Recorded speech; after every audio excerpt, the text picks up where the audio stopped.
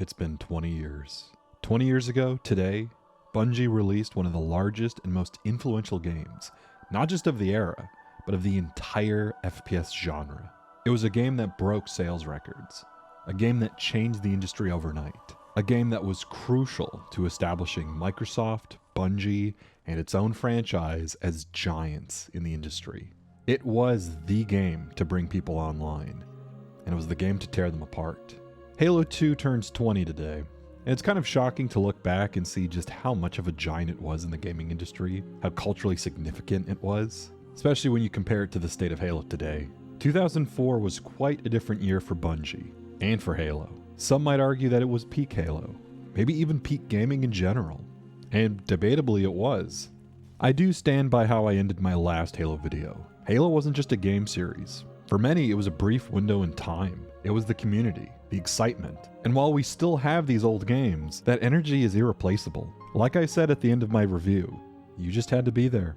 It was those words that seemed to resonate with a lot of commenters, especially for people who maybe weren't there. People who might have been too young to appreciate the games at the time, or who simply missed out on the series until it had passed. This is something I am very familiar with.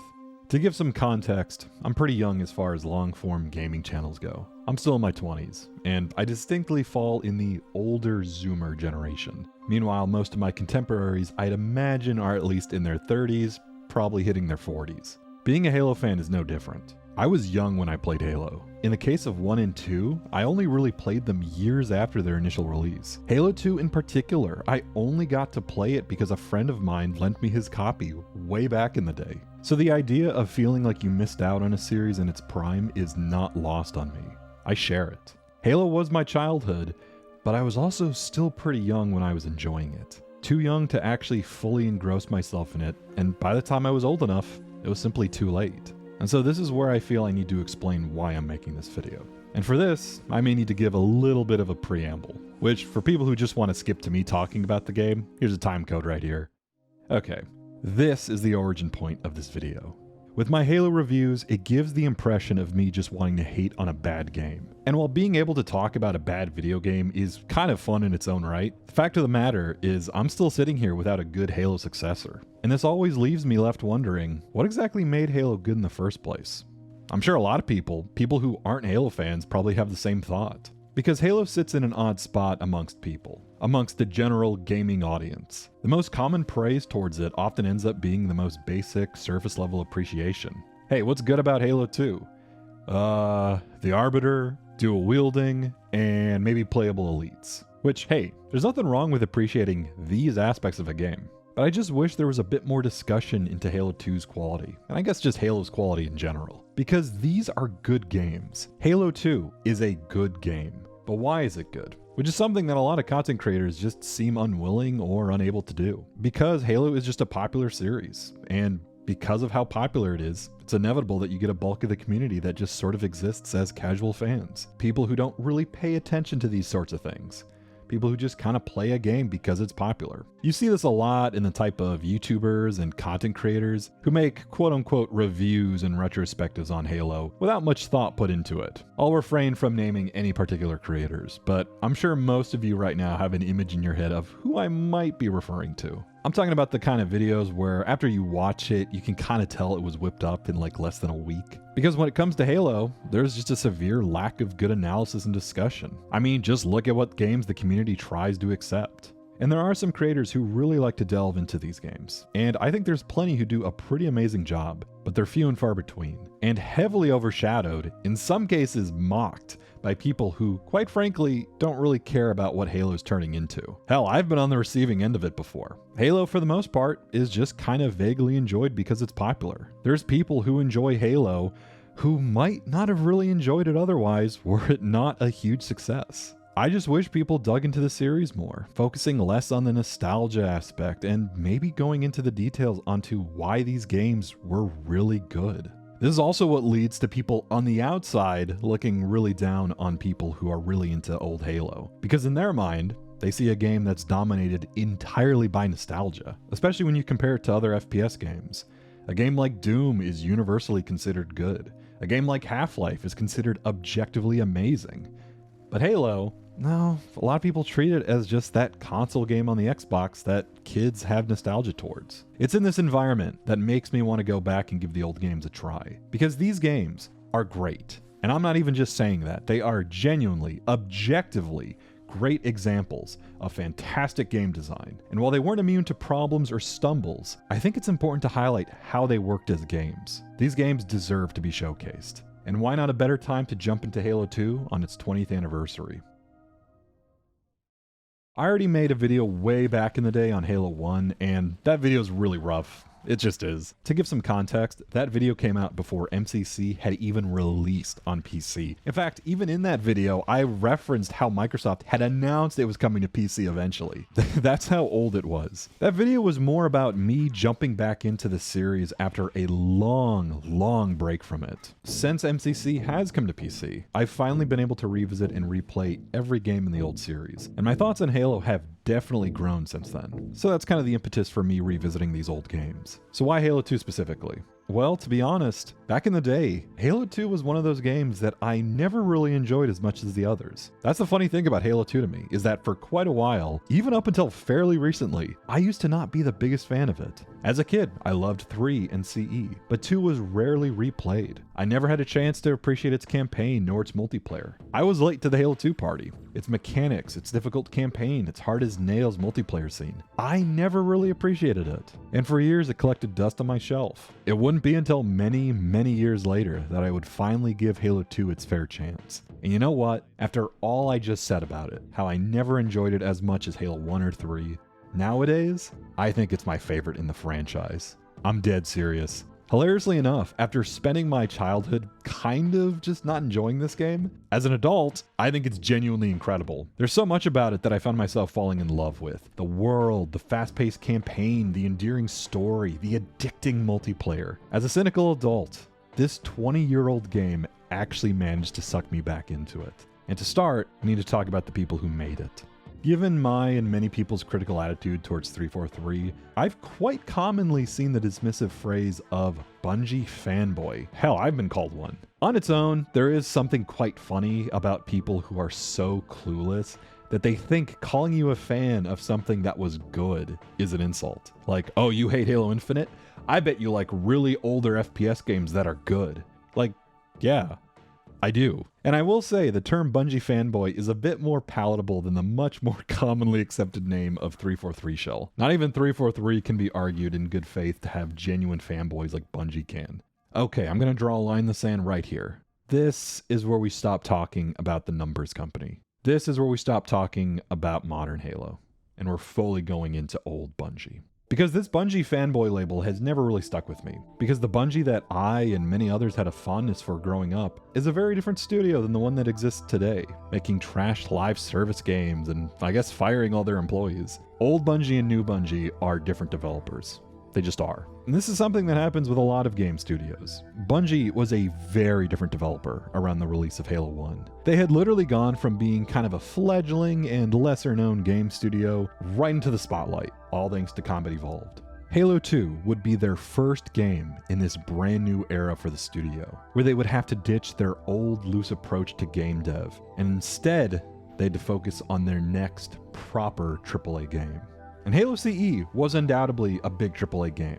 It was the tentpole of the original Xbox. But remember, Halo 1 came from years of unfinished prototypes across completely different genres and platforms. The studio that had made Halo 1 was a small, chaotic developer. Old Halo was made with a ton of back and forth, clashes over its design, even developers fighting each other on what the game should be. We're talking about a game that started its lifespan as a sci-fi RTS game, turning into a sandbox third-person shooter into a linear first-person shooter. Bungie were able to do this because they were a smaller developer. They only got acquired by Microsoft in the late development of the game. So Halo 1 releases. Now we're on to Halo 2. Bungie now has to create this brand new game with a pair of eyes peering at it every single second. People weren't just waiting for another game from that Marathon and Myth developer. We were now waiting for the guys who made Halo to make Halo 2.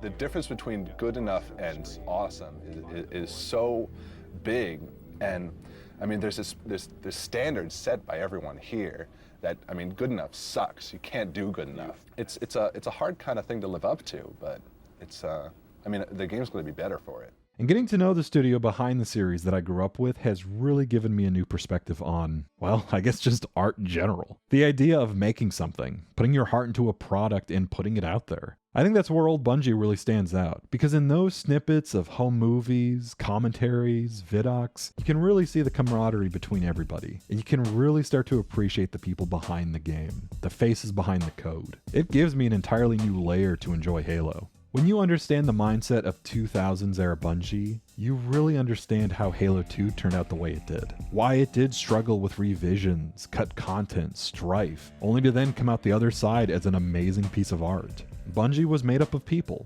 flawed and all, who through all of their arguments, debates, and collaboration, ended up making one of the most influential franchises of the 2000s. Halo connected with people because the people making it just made what they wanted to make. They were gamers like the rest of us, and they made what they wanted to play. A catchphrase that used to hang on the entrance of their studio. Until Destiny, of course. That motto had to be thrown out, replaced with a soulless catchphrase about worlds and friendship that sounds more like the marketing slogan for a social media company than a game studio. I think that's why you need to separate old Bungie from modern Bungie. They're different studios. Because a studio, in effect, is a flow of people going about their lives, jumping in momentarily, leaving eventually back onto their own journey. A good studio can capitalize on that talent, to hopefully hold on to it, to foster it, and let it grow into a team full of passionate programmers, designers, and artists who don't just grow their own skill, but grow along with everybody else. All of which can be gone off to another company in the blink of an eye. You sit there and wonder why games 20 years ago are better than they are now. This is the simple answer. Why can't Bungie make good games anymore? Because they don't have Jason Jones, or Joe Staten, or Jamie Griesmer, or Max Hoberman, or Paul Bertone, or the countless others who spent sleepless nights building Halo from the ground up, with nothing but their brains and their confidence leading the way. And sure, after Bungie, they're all still off doing their own thing. But it was in that brief window of time where they all rubbed shoulders with one another, where they were able to capture a lightning in a bottle. You need the people, not just one guy as a spokesperson, not just a few guys who are still at your company collecting a paycheck. No, you need all of them, working together, disagreeing, compromising, debating, innovating, and ultimately making the game. I do urge anyone who likes Halo, proper Halo, old Halo, to go watch the various behind-the-scenes documentaries and interviews and developer commentaries, especially for Halo 1 and 2. It's a good insight, not just into old Bungie, but into a window of time, where games used to be developed like this, with real people behind them, and not just an algorithm. It's these behind-the-scenes developer interviews that I also reference quite a bit throughout the writing of this video. I found them utterly fascinating to see what Bungie was thinking when they made Halo 2, because Halo 2 was the make-or-break moment for them. This very easily could have been their Icarus moment, and it almost was. Had Halo 2 not panned out, that would have been it for Halo, and for Bungie. So when was the origin point of Halo 2? Well, according to Bungie staff, it was about 6 weeks after Halo 1 released. Across Bungie, groups of people began separately brainstorming their own idea for the potential sequel, down to new vehicles to add, what locations and maps they could design. Even the plot, for the most part, had already been ironed out by Joe Staten and his story team. This is 160 pages worth of cinematics. The campaign had begun to take shape, a romp starting on Earth, then taking Master Chief to another Halo, to the Covenant homeworld, then back to Earth. Of course, there were some extra inclusions along the way, and one of the biggest changes, probably the most important distinction from Halo 2 to Halo 1, for a lot of people at least, has to be its drastic change to combat. The trickiest part of any sequel is adding just enough new stuff to the formula to be fresh without also overstepping your boundaries and making it unrecognizable. Obligatory number company joke here. However, Halo 2 had a massive weight on its shoulders, trying to refine combat in gameplay, which at the time was already considered pretty revolutionary.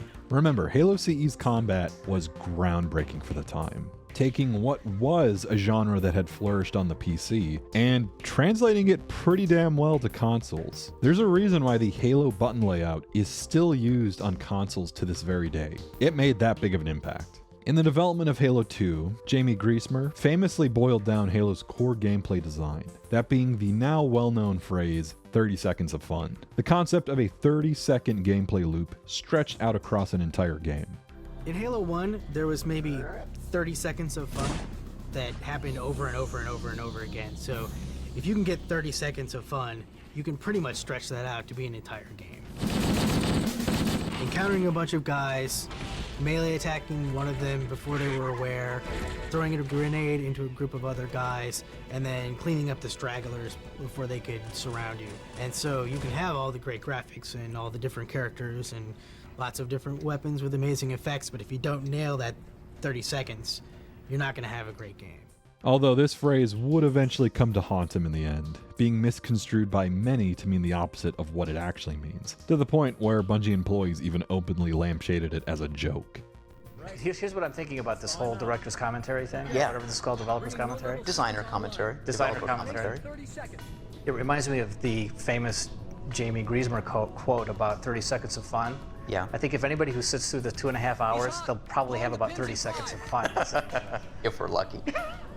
I want to help clarify what he meant when he said that. Those 30 seconds that he's talking about refer to the immediate scenario a player is thrown in. Hey, I've gotten into a fight with a group of elites and I managed to circle strafe and grenade one of them. Or I'm holding a sniper and I'm pot-shotting enemies from a distance. Or I'm driving a vehicle and I'm blowing away enemy troops. These are the 30 seconds Jamie Griesmer was referencing. These little moments that strung together make up the game. It's the moment-to-moment gameplay. That's all you really need to think about. And after this Halo 2 documentary released, this phrase of his was really taken out of context. As most people now assume, you only need 30 seconds of gameplay and the entire game can be just that, which is not what Jamie was even talking about. And it goes directly against the rest of his game design philosophy. When he talked about repeating the 30 seconds of fun, he wasn't talking about an identical loop of similar gameplay copy and pasted over and over. In Jamie's own words, those 30 seconds should not repeat. Every player moment should be different. It should have different elements, different enemies, different player strategies, as well as a different context surrounding it. Halo should be fun every 30 seconds, not fun for only 30 seconds. The 30-second quote itself was born from one of Griesmer's early talks, specifically one he did at GDC with another Bungie programmer, Chris Butcher. The illusion of intelligence, integration of AI and level design in Halo. In it, Griesmer references his 30 seconds philosophy, but in relation to an additional 3-minute timescale. The 3 minutes and the 30 seconds together. Those 3 minutes being more of a mission-focused game design standpoint, like how enemies are spawned, where they're placed, how they're laid out, when to send in reinforcements, what weapons and elements to leave in the sandbox. The 30 seconds exists within that. It's the instant reactions, the on-the-fly decision-making, game mechanics, pressing a button and watching your character shoot his gun. That's the 30 seconds. In this talk, his discussion about the 30-second gameplay loop isn't really a design philosophy. Rather, it's just about how Bungie split the workload. Designers would focus on the 3 minutes, game programmers would focus on those 30 seconds. And it makes sense if you think about it. A designer's the one making the level, building an arena, putting in those enemy types. Programmer, he's the guy who's actually making that work. He's creating the gameplay, he's adding in the button prompts, creating the enemy AI, figuring out how the guns shoot and how they handle. But going back to his original quote, when Griesmer was talking about the 30 seconds of fun, all he meant was simply about making the moment-to-moment gameplay fun. Where, sure, you could structure your game out and focus on mechanics at a longer scale, having progression systems that might take hours and hours, that might be fun eventually, but aren't that fun in the moment. His point was that Halo has to be fun in those 30 seconds to work. Halo is not a game that eventually gets good in a few hours. It has to be good right out of the gate, within seconds of playing it, because its combat has to be good. To add on, you can even see when this is done poorly, when a game literally only has 30 seconds of fun. In fact, you can even see it in the weaker parts of Halo. The library is regarded as undoubtedly Halo 1's worst level, and I won't get too much into Halo 1, this is a Halo 2 video, but to summarize, the library is boring because the player isn't challenged with anything new. You're in a copy-paste level, fighting the same enemies over and over, using the same weapons over and over. This is why Jamie clarified that in his 30-second talk, the 30 seconds of fun should not be the same 30 seconds looped over and over. And I just wanted to get that out of the way, because I know it's an infamous quote attributed to Halo 1 and 2, and it's one that rightly defines the combat of both games, although it's usually taken fully out of context. But Halo 2 is where that 30-second design philosophy really comes into its own. The combat feels way more focused here. Moment-to-moment action takes full priority. This is reflected on the level design as well, which I will get into in just a sec, but more importantly, it's about how they handle pacing.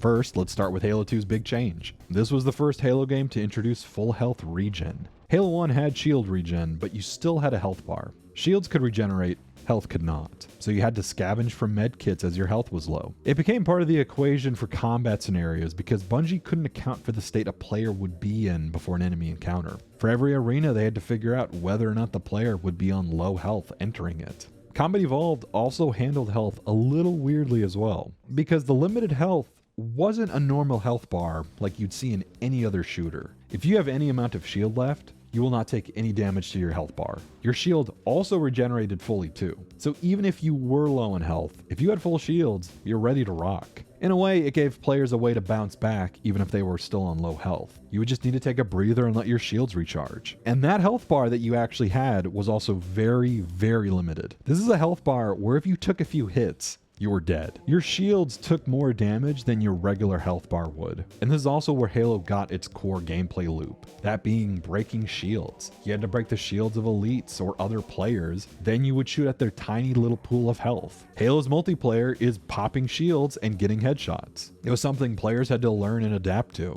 Very different from a game like Half-Life or Doom. It was a weird experimental system that incentivized this faster pace. Burst of action, breather, burst of action. And as they were updating it for Halo 2, Bungie decided to take that shield mechanic to the natural conclusion by just removing health entirely and making it all about that regenerative shield. No health packs, no health bar. It was shields and that was it. Technically, the player's health bar is still there. It's now just regenerative, just like the shields. And it's not seen by the player. Halo 1's health bar already had such a narrow, tiny margin of variability. Like 2 and 3 shots without your shields, you were dead. So it makes sense why Bungie would get rid of it. Why have a health bar for something that isn't that important and instead focus on something that is? That being your shield bar. This is why Halo 2 has the shield system that it does. This is also something that became famous for console shooters, and is something that Halo 2 often gets blamed for. It was the FPS that destroyed the health pack. A bit hyperbolic, obviously, but Halo 2 is probably one of the first notable examples of it. Before Halo 2, even Call of Duty had health bars. Right after Halo 2, however, Call of Duty 2, they got rid of it as well. And as you play Halo 2, you really understand why Bungie went for this design in the first place. The reliance on having infinite recharging shields does a lot in how the game handles. In enemy encounters, not only are you doing your best to strafe and dodge projectiles, but you're also essentially on a timer to do as much damage as you can in as short a time as possible, while also ensuring that the enemy can't knock off your health more than they already are. The gameplay loop here is almost like you've accepted that you're going to take damage, you just have to make most of the time that you have. Once you're out of shields, the enemy is hopefully dead, or if not, you're able to move out of the arena to recharge. This is what leads to Halo 2's frantic and seemingly brutal difficulty. It makes enemies that were already scary in the previous game even scarier, knowing that one elite kick to the groin on low enough shields is enough to stop you in your place. And what's funny is your shields recharge way faster than they did in Halo 1, but I believe this was meant to be balanced out by the fact that enemies are a bit more aggressive and do more damage. Halo 2's entire combat is risk versus reward. It's about playing aggressively,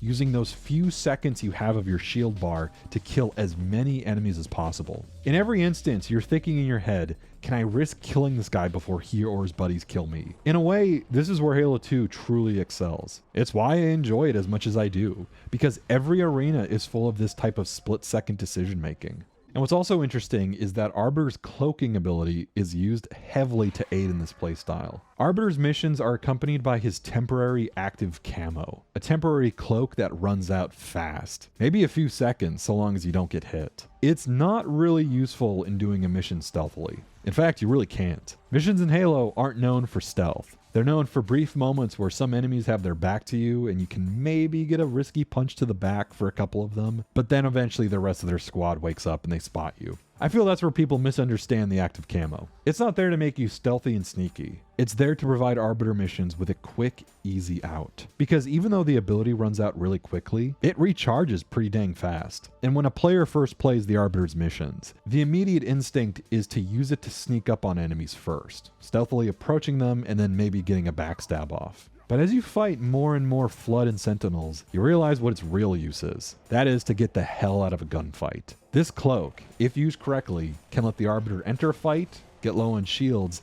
and then immediately dip out like Frodo. I think that's why his levels are some of the hardest too, aside from the lack of enemy variety. We'll get to that. It's because Bungie knew the player has this tool in their back pocket at any given moment, so the level is balanced around it. In fact, I would dare say his later missions on Heroic and Legendary are straight up impossible if you are not utilizing this ability at every given moment. His gameplay style becomes all about making risky jumps into combat, because if you can time it correctly, you can cloak and run back to a safe vantage spot.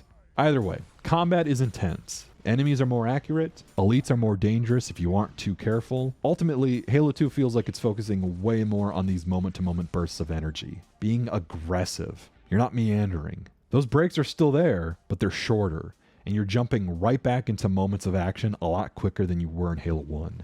This is the 30 seconds of fun. Another part of Halo 2's aggressive gameplay style is its sandbox. And what do I mean when I say sandbox? Well, I'm referring to everything that exists within the combat. The weapons, the enemies, the vehicles. And to start, let's talk about the guns. Halo CE did not have that wide variety of weapons when you think about it. And while I think its weapon lineup is still pretty fine for an FPS of its era, it really feels like it's incomplete. For starters, the entire game leans on close quarters inaccurate guns. Assault rifles, plasma rifles, needlers, plasma pistols, shotguns. The sniper is the only long-range weapon. The Magnum is the only mid-range weapon. Not to mention the fact that these are both human weapons, so the Covenant will never be able to counter you at these insane ranges. And yeah, you can already see an issue with Halo 1's weapon roster. Bungie knew they had some reworking to do, which really explains why Halo 2's weapon roster was completely rebalanced. First off, that pesky long-range category would have a Covenant counter. For as maligned as they are, the Sniper Jackal serves a very important purpose, that being to dissuade players from feeling safe at long range. Now the Covenant have their own sniper. They are infamous for being absolute run killers on Legendary, but they exist for a reason, to fix that long-range gap that existed in Halo 1. As for mid-range guns, the old Magnum is out, replaced with a smaller, shorter range pistol that really isn't the same. Another gun is done away with, the assault rifle. It's gone, replaced instead with the battle rifle. It feels weird how the assault rifle still kinda clings onto Halo, almost like a vestigial body part. It's a relic of Halo 1's design, whose developers ultimately decided that it was just a redundant weapon roll, an inaccurate gun that players swapped out instantly at the start of each level. It also didn't just replace the assault rifle, it was a replacement for the original Magnum as well. This is what Bungie intended to become the default gun. It is the Halo 2 workhorse. But this time around, the Covenant have their own mid-range weapon, the semi-auto carbine. It fires fast, it's accurate at medium ranges, it's a good counter to the BR, and even to this day, players still debate which one dominates over the other. It is still BR though, come on. Either way, the Covenant are no longer defenseless at long range or medium range, and the player has a couple more options for both. But for close quarters, right away, we have the new SMG. Kind of a replacement for the assault rifle. It does a little less damage, it's about as inaccurate. Same goes for the plasma rifle and pistol. Needler is a bit faster, but also a bit shorter range. And obviously the pistol was completely nerfed. What all these guns do have, however, is that they are now one-handed. Halo 2 is where Bungie experimented with dual wielding. And it does change a lot. I mocked it earlier. Dual wielding does have an important purpose. It was a hugely promoted feature of Halo 2 as well, especially in the marketing. You look at all those trailers and commercials, Master Chief is holding 2 SMGs on the cover. It's advertised everywhere. People cheered when they saw it during the live demos. The dual wielding goes hand in hand with Bungie's faster, more aggressive combat loop. On their own, a one-handed weapon like an SMG or a plasma rifle isn't as powerful as a carbine or a BR, but that's because they're there for you in a pinch. You can't throw grenades when you're dual wielding. You can't melee.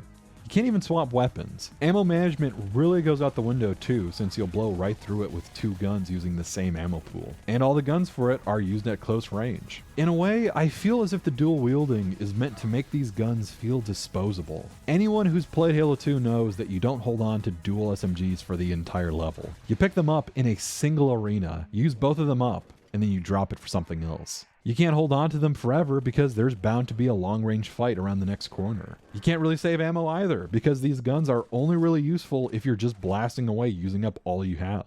The SMG is built for spray and pray. Plasma Rifle was also rebalanced to make it more effective as a short-range automatic. So in a way, this encourages players to do one thing. Use any gun you can find in a level and make sure you're capable of switching to something else when you run out of ammo. This is Bungie's game design philosophy at its core. You see it a lot with the Covenant weapons too, a lot of them being non-rechargeable and useless when you use up all their ammo. Why is that? Because Bungie want you to use your gun, not save it for a rainy day only for that day to never come. It's why Halo never gives the player more than 24 sniper rounds, or more than 10 rockets. It's because if you could hoard ammo like you can in a game like Doom, then players would just never swap away from them. You would hold on to them the entire level. Halo 2 gives the player just enough ammo, but not too much. It's enough to let you experiment and choose a gun that fits your playstyle, but also not too much where you can feel entirely safe with that loadout for the entire mission. It encourages you to try new guns, but also not stick with the same ones you have. To loop this all the way back around, this is what I feel dual wielding was meant to do. It was a way to encourage players to run out into a fight and use what they had without worrying about saving it. The 30 seconds of fun game philosophy is to completely let loose in that moment-to-moment gameplay. Don't worry about using up your ammo. Don't worry about hoarding your power weapons, because you're going to swap to another gun in the next arena anyways. Sure, it's satisfying to hold on to that sniper with 24 rounds, or to hold on to your BR at full ammo, but every level is designed to gradually get you used to the idea of swapping out your weapons and switching it up. A great example is a level like Regret. That mission starts you off with a ton of human power weapons, but by the end of it, has you trying out beam rifles, fuel rod cannons, and energy swords. This does tie a bit more into level design, so we're going to get there in just a second. That's Halo's core loop to me. It's why Halo 2 never gets too repetitive or samey, because you quite literally cannot play a level the same way all the way through. And this is helped by Halo 2's excellent enemy roster. It's mostly a returning cast from Halo 1. Elites, Jackals, Grunts, Hunters. For the most part, they play off of Halo 1's established AI, and they still feel pretty fun to fight. At the same time, they seem a lot scarier. Elites have always been a tough enemy that should never be underestimated. Here it's taken to the extreme. A single cloaked elite can and will kick you to death if you aren't careful. They seem to be in larger packs as well, and with that aggressive combat loop, they can be a real tough foe, especially on higher difficulties, with some really damaging close range melee. Sword elites are always the scariest enemy in Halo, but brand new in Halo 2, you can now pick up the sword. And again, this ties into Halo 2's aggressive combat. Get in close with a melee, kill as many enemies as you can, then back off before your shields are depleted. The game also introduces some brand new enemies, the brutes and the drones. For a lot of people, they're both hit or miss. Unfortunately, mostly miss. Drones were a cannon fodder enemy, albeit with slightly more health, and whose defining gimmick was that they could fly. Halo 2 had a larger focus on more vertical levels and environments. These guys can fly up to a wall, latch onto it, and shoot at you from a high vantage spot. They were fast and mobile, and there's usually a bunch of them. They take more than a couple headshots to kill as well, and a swarm of them will quickly wipe you out on heroic or higher. They're definitely a controversial inclusion. Not as controversial as the brutes. Brutes, I don't think anybody liked them for Halo 2. In my Halo 4 video, I talked about the importance of player counter enemies. These are enemies whose health and damage were on par with the player. It seems like the brutes were meant to be an addition to that alongside the elites. However, thanks to their weird janky AI, they never quite hit the mark in Halo 2. They are dumb, aggressive apes. They rush you in the open, they get angry, they can charge you and knock you around. They are horrible bullet sponges. Ultimately, their levels are the weaker parts of Halo 2, as fighting them feels less strategic than with elites, and it feels more like you're exploiting a broken AI. They're just more frustrating than anything else, and I'll leave it at that. There's a reason why when Halo 3 announced that brutes would be the main faction, a lot of people got nervous before that game came out. We aren't quite done talking about frustrating enemies, however. The Flood make a return, albeit with more fleshy, grotesque designs. We still have Sentinels, now with an extra gold Sentinel design. There's also a brand new weapon to go along with it, the Sentinel Beam, which they all drop when you kill them. Cool as a concept, kind of an unsatisfying weapon. We also get Enforcer Sentinels. Halo 2 was where Bungie toyed with the idea of having more Sentinel classes, but it never got expanded upon. Personally, I don't mind these guys, because they're big, they have shields, and they encourage you to flank or go below them, but not with a vehicle. Onward to the sacred icon. You can break off chunks of their arms, which is really fun to do. And yeah, I don't really think they're that bad of an inclusion. Honestly, I think most of the hate for them comes from the fact that they're in some of the game's worst levels. Listen, I'll talk about why Sacred Icon and Quarantine Zone are flawed missions, but to summarize in 2 words, shotgun flood. There's also now ragdoll physics and just physics in general for bodies, props, and objects. It can be pretty cool when it's pulled off well. A lot of the times it's just downright hilarious though.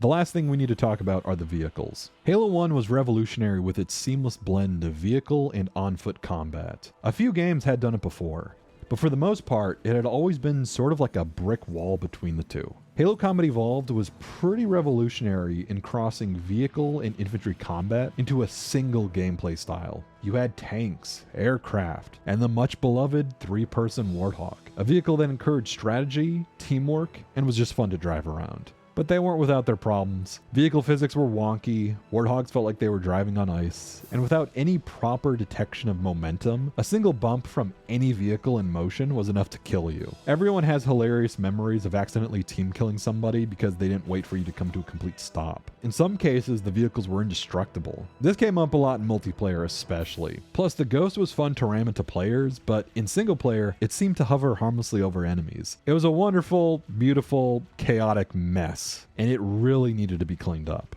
So with Halo 2, it got fully revamped. Bungie had huge plans with Halo 2's vehicles, which sadly never came to fruition. All the way back to Halo's RTS days, it was always planned to have a huge roster of vehicles to control. Halo 1 had to obviously streamline this down to a basic few. Halo 2 briefly seemed like it was going to bring some of that back. UNSC aircraft, an ATV, new Covenant vehicles. I'll get into cut content later in the video. But to quickly summarize my thoughts, I believe Bungie were stuck between a rock and a hard place. They were trying to figure out if they should add more content or simply polish what they had. And I truthfully believe that them deciding to stop and refine what they had instead of adding on brand new stuff might have been the right decision. Because of this, they were able to rebalance vehicle combat and vehicle physics as a whole. Vehicles now handle much better. The floaty, ice road driving from before is now absent, replaced instead with Warthogs and Ghosts that feel weighty and maneuverable. The first vehicle section in Halo 2 is one that shows this off pretty well. Busy streets and arenas that require maneuverability, something which would have been impossible in Halo 1, now fairly effortless here in Halo 2. The Warthogs control a lot better. The Ghost was completely revamped as well, with its slow floatiness from Halo 1 now being replaced by elegant and responsive gliding. It also now has a handy boost feature. It's faster, easier to control,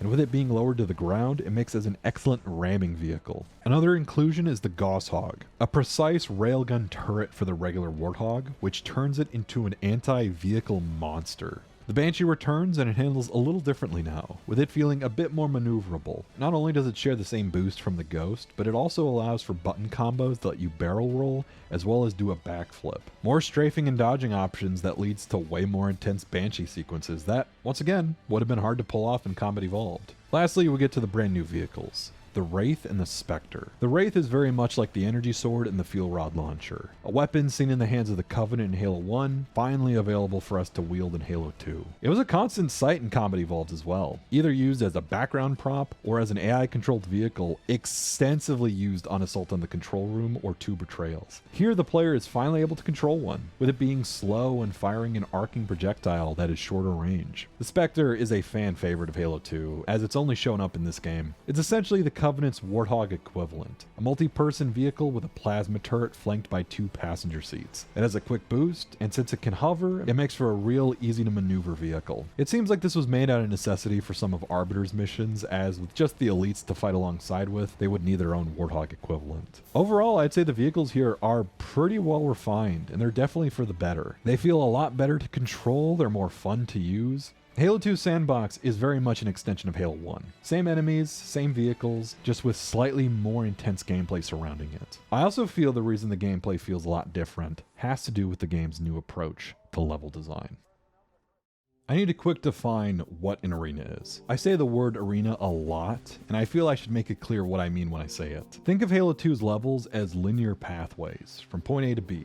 Start of the level to the end of the level. Throughout each linear level, there are sections of prolonged combat. An open space where enemies spawn in, or where weapons are scattered about. Maybe it has you complete an objective, maybe it just has you defend your position for a short amount of time, or maybe there's just an obstacle in your way. These are what I'm referring to when I say arenas. Because each one of these little sections, disconnected from the rest of the mission, is basically its own little map. Not to say there isn't combat outside of these arenas, nor are there always arenas that have you face off against waves of enemies. Sometimes it can just be a few, or it can just be a room that you can nonchalantly pass through. But it's a good, loose explanation for what I'm referring to. The level Outskirts is a long, meandering mission full of pathways, alleyways, and roads. This one part of the level, this enclosed space that you need to defend, this is an arena. A tiny piece of the level that usually ramps up in combat, gives you a ton of non-linear pathways to either circle strafe, navigate around, flank enemies, and it creates a flow that doesn't have you simply moving forward. Rather, you're almost moving around circularly. You're encouraged to kill enemies, not just progress forward.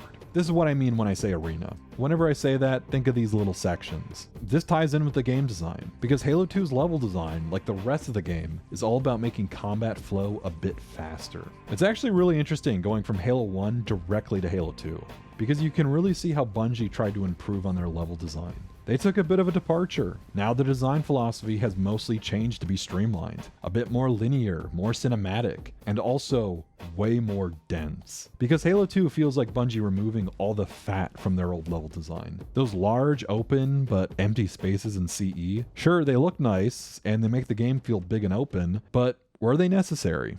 Did they add that much to the experience? This is something Bungie asked themselves, and the level designers for Halo 2 answered that with a definitive no. As to whether or not they were right, I think it works in some levels, not for others. So Halo 2 is way more linear. It's also way more closed off. Gone are those wide open spaces, replaced now with narrow pathways and corridors. You can't get lost in Halo 2 the same way you could in Halo 1, which I think was the entire point. Trimming off those huge open wandering sections in favor of more arena-focused combat. Those interesting arenas were the best part of Halo 1. A small chunk of the level, usually an enclosed room or set piece, that allowed for fun movement and enemy placement. Halo 2 really aims for this, where the level designers try their hardest to give every single level these memorable and fun sections of combat, usually at the expense of explorable environments. They looked at the arenas from Halo 1 and they focused on those instead. There's not a lot of meandering between areas anymore. Instead, these corridors are truncated. You're no longer wandering aimlessly. Here, the levels are focused around combat sections, with only little breathers in between. And the arenas it does throw at you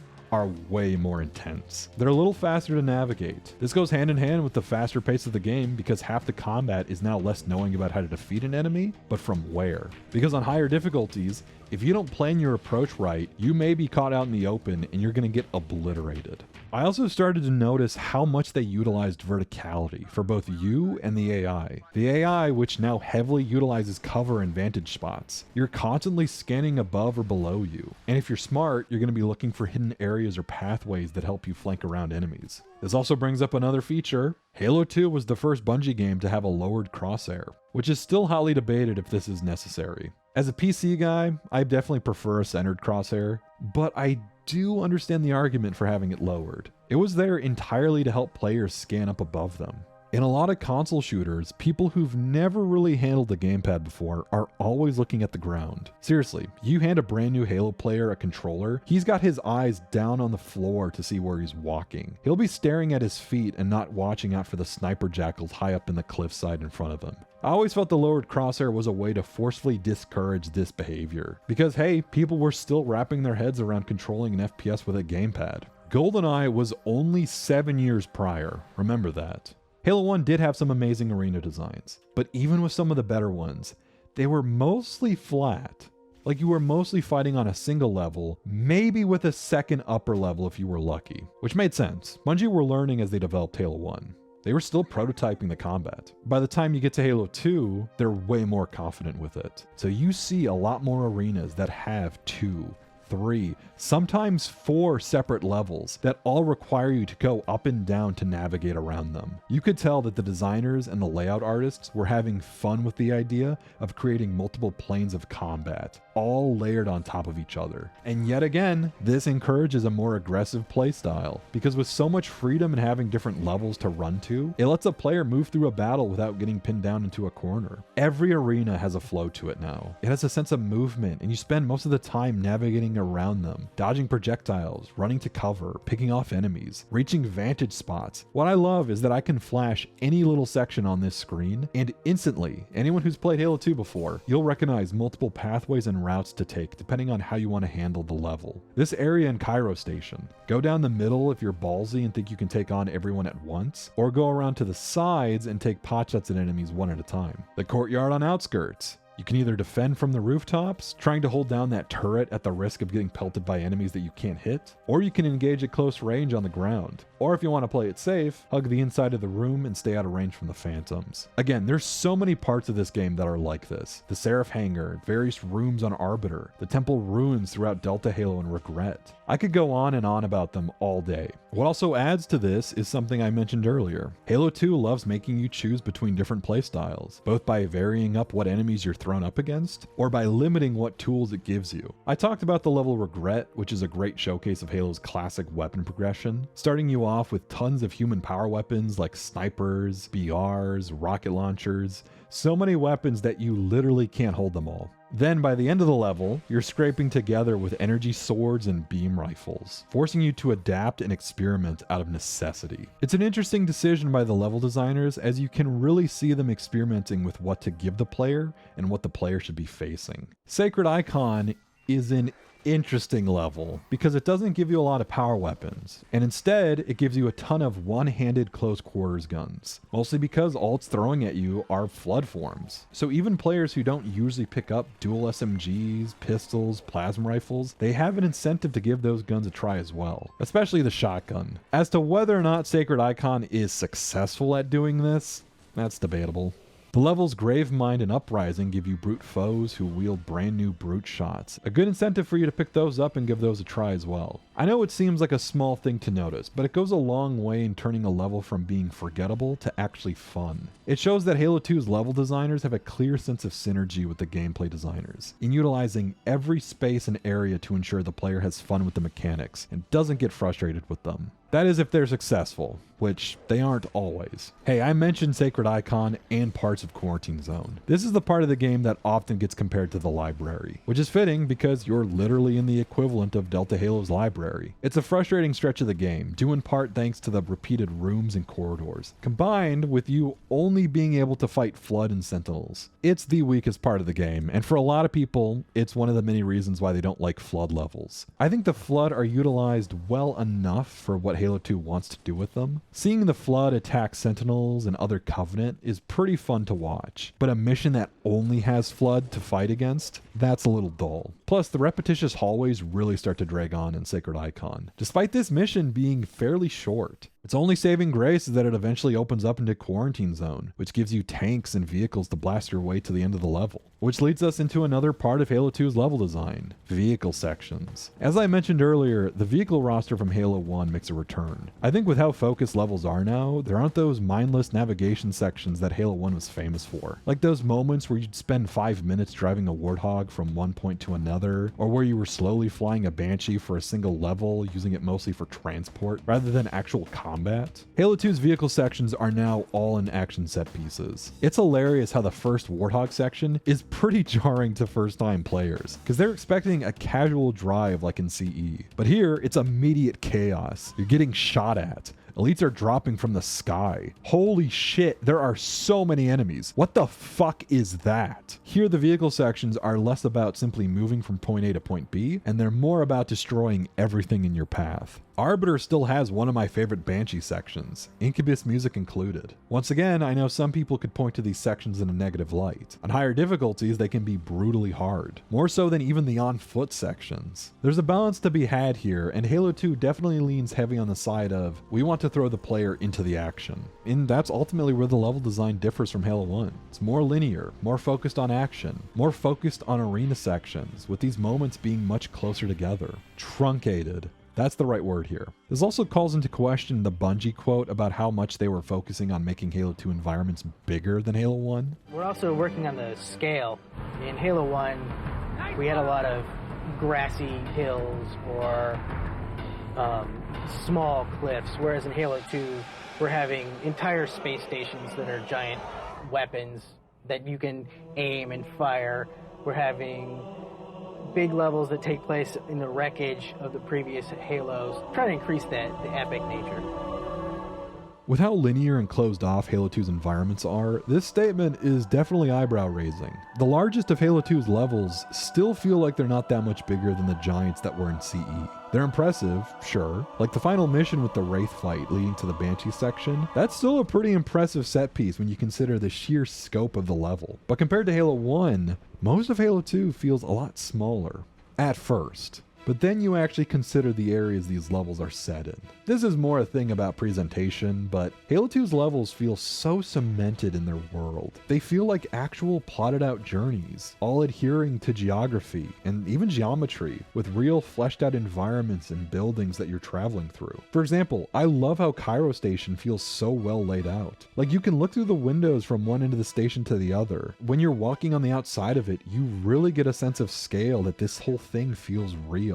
It's not just a set of corridors, it's a fully built station that Bungie designed, built out, and turned into a level. You get a glimpse of the Inn Amberclad, or the massive MAC gun firing above you. It really feels like Bungie created an actual station to build a level around, as opposed to building a bunch of separate corridors floating in space. And I know Halo 2 does this as well. I know Halo 2 has a lot of linear level facades. But here, it just feels a little bit more natural, and quite frankly, not as immersion breaking.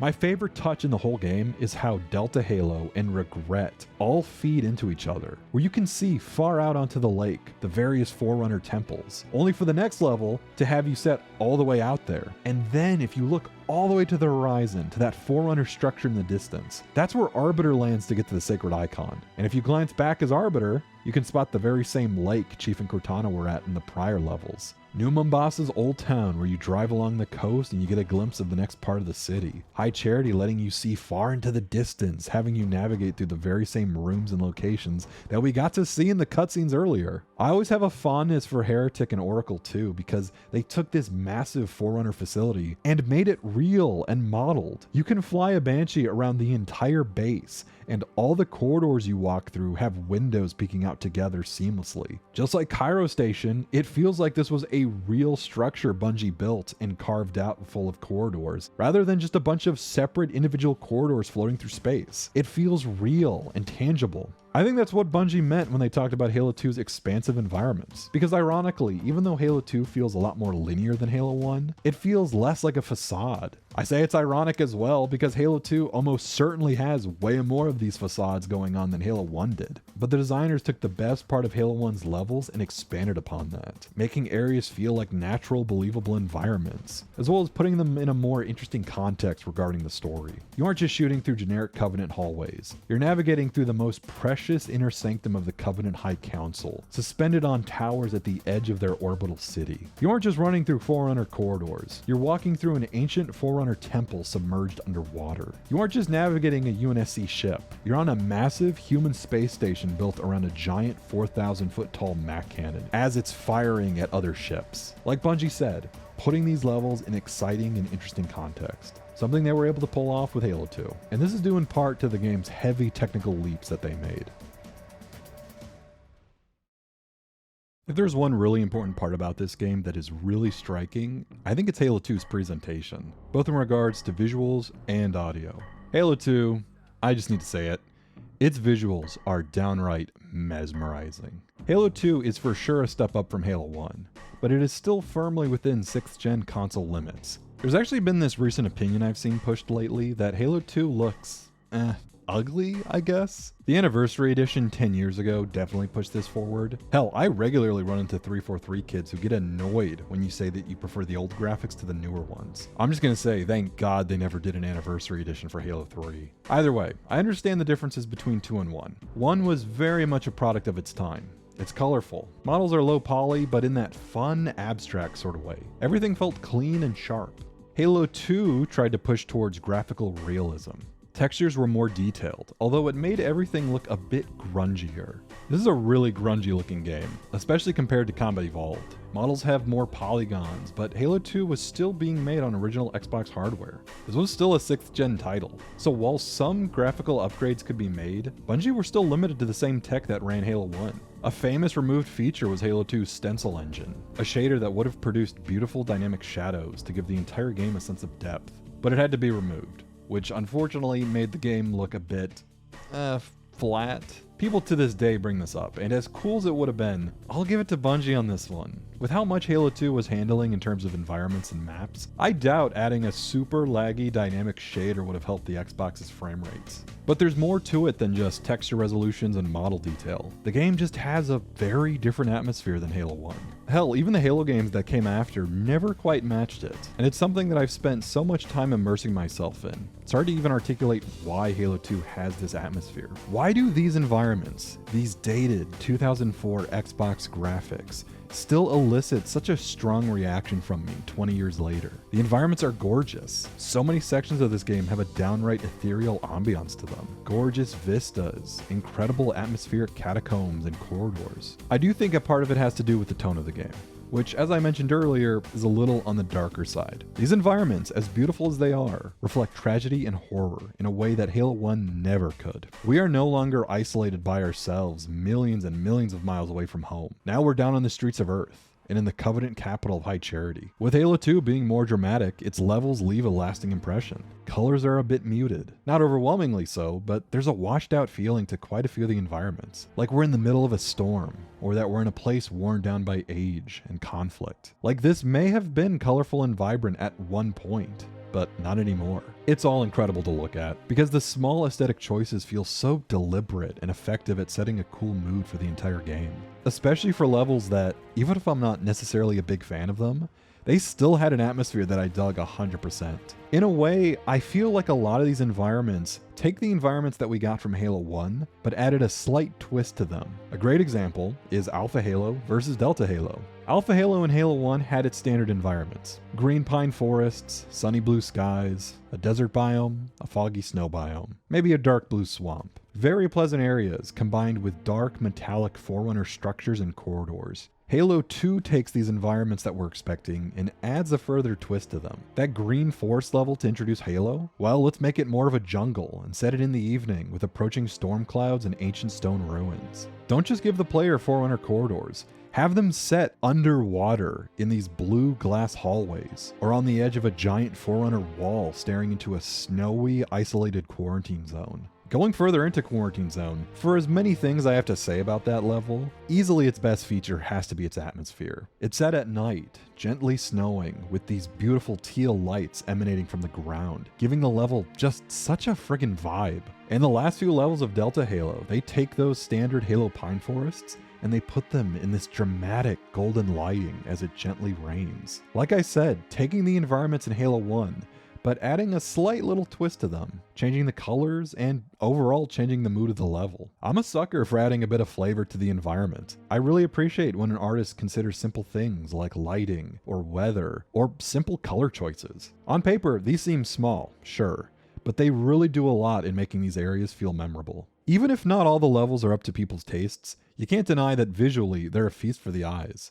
Okay, I know I said I would stay away from talking about it, but this is why I never liked Anniversary Edition. I'm gonna say this, half of the spectacle Bungie achieved with their games was down to color choices. Bungie nailed their game's color palettes. With the new graphics, it's clear there's no artistry involved. They're simply taking these environments and they're trying their best to make them look photorealistic, and they're expecting the same results. And a lot of the time, the color temperature just gets completely fucked. Okay, great example. Arbiter and Oracle levels. As I said before, I like the mission Arbiter. I have my reservations about Oracle. Issues aside, I really like the atmosphere for both of these missions. This gas mine always just looked super cool. It's a Forerunner installation set in the upper atmosphere of a gas giant. A lot to work with. So of course, you get plenty of cold metallic colors with a soft shade of tan and brown, but a lot of teal lighting, varying from room to room. Some rooms straight up feel green, trying to feel almost sterile and sickly. The clouds outside are also very, very green, with hints of yellow, but also hot reds and oranges further down below,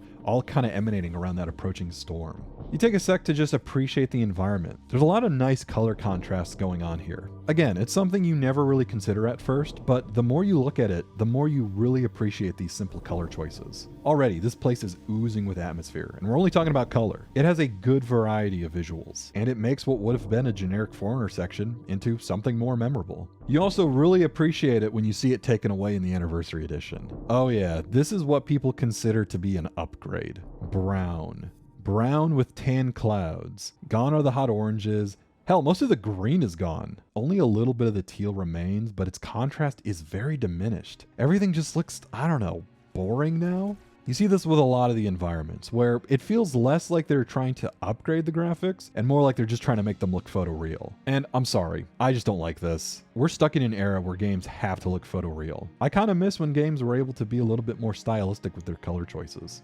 Okay, I promised I wouldn't talk about Anniversary, and I'm not going to get into it. Besides, you guys all know the correct opinion. Old graphics always trump new graphics. Oh, maybe one more little nitpick. Okay, the ODSTs in the original game had shiny black visors. In the new game, they made them glowing purple. Again, how artistically blind do you have to be to make that decision? Halo 2's visuals, as far as I'm concerned, are perfect as is. If we're talking about presentation, it's obligatory. We have to talk about the music. To go along with the visuals, Halo 2 changes things up with its score from CE. Composed once again by Marty O'Donnell and Michael Salvatore, the sound of Halo 2 was used heavily to reflect the game's tone. And to that, the music had to be a little sad. And we see this right on the main menu screen. Because right after the bombastic new Halo 2 metal theme, we're treated to Halo 2's somberness. And it makes sense. Halo 2 is at its core a sad story. It's all about a war about to be lost, heroes at their lowest, about constant betrayal and new horrors uncovered. So naturally, the music reflects that. Although its OST goes in some brand new, unexpected directions as well. O'Donnell and Salvatore had extensive experience not just working on music, but on video game soundtracks. They had done quite a few OSTs before Halo 2 began production. Their experience on Myth 1 and 2 together highlights that they both shared that same creative spark in making epic, awe-inspiring score. As well loved as Myth 1 and 2 were, it was still very much a smaller, more niche strategy game.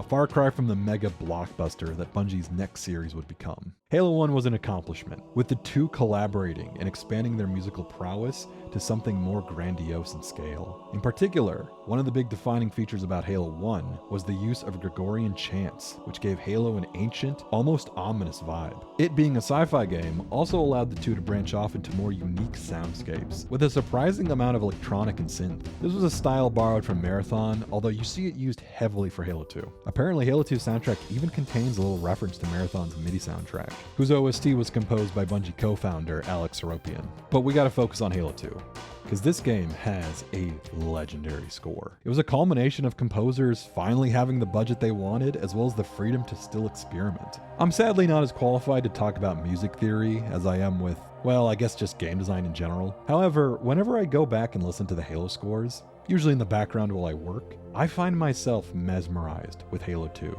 The same Gregorian chants, the plucky fun tracks, the creepy ambient droning. With Halo 2, I think it's just really effective in immersing you in this brand new world, the world of the Covenant, of the Gravemind. Salvatore and O'Donnell are clearly working with a larger budget than with Halo 1, so there's more instruments, more performers, a larger orchestra. Orchestral and choir tracks now feel more bombastic and epic. This is combined with highly scripted cinematic moments, which require tighter, more effective pieces of music. You don't just have music playing over gameplay, it has to follow these exact cues, almost like a movie. And what came out of this is some amazing, epic swelling music. But they didn't just get a bigger orchestra. Someone was handing out electric guitars. Halo 2 is regarded as the Halo game filled with metal. 2004? Yeah, it was definitely the era. Famously, this game was blessed by the talents of Steve Vai, who decided to do a little riff of the Halo theme, resulting in quite possibly the most famous and well-known track in the entire franchise, second only to Halo 1's menu theme.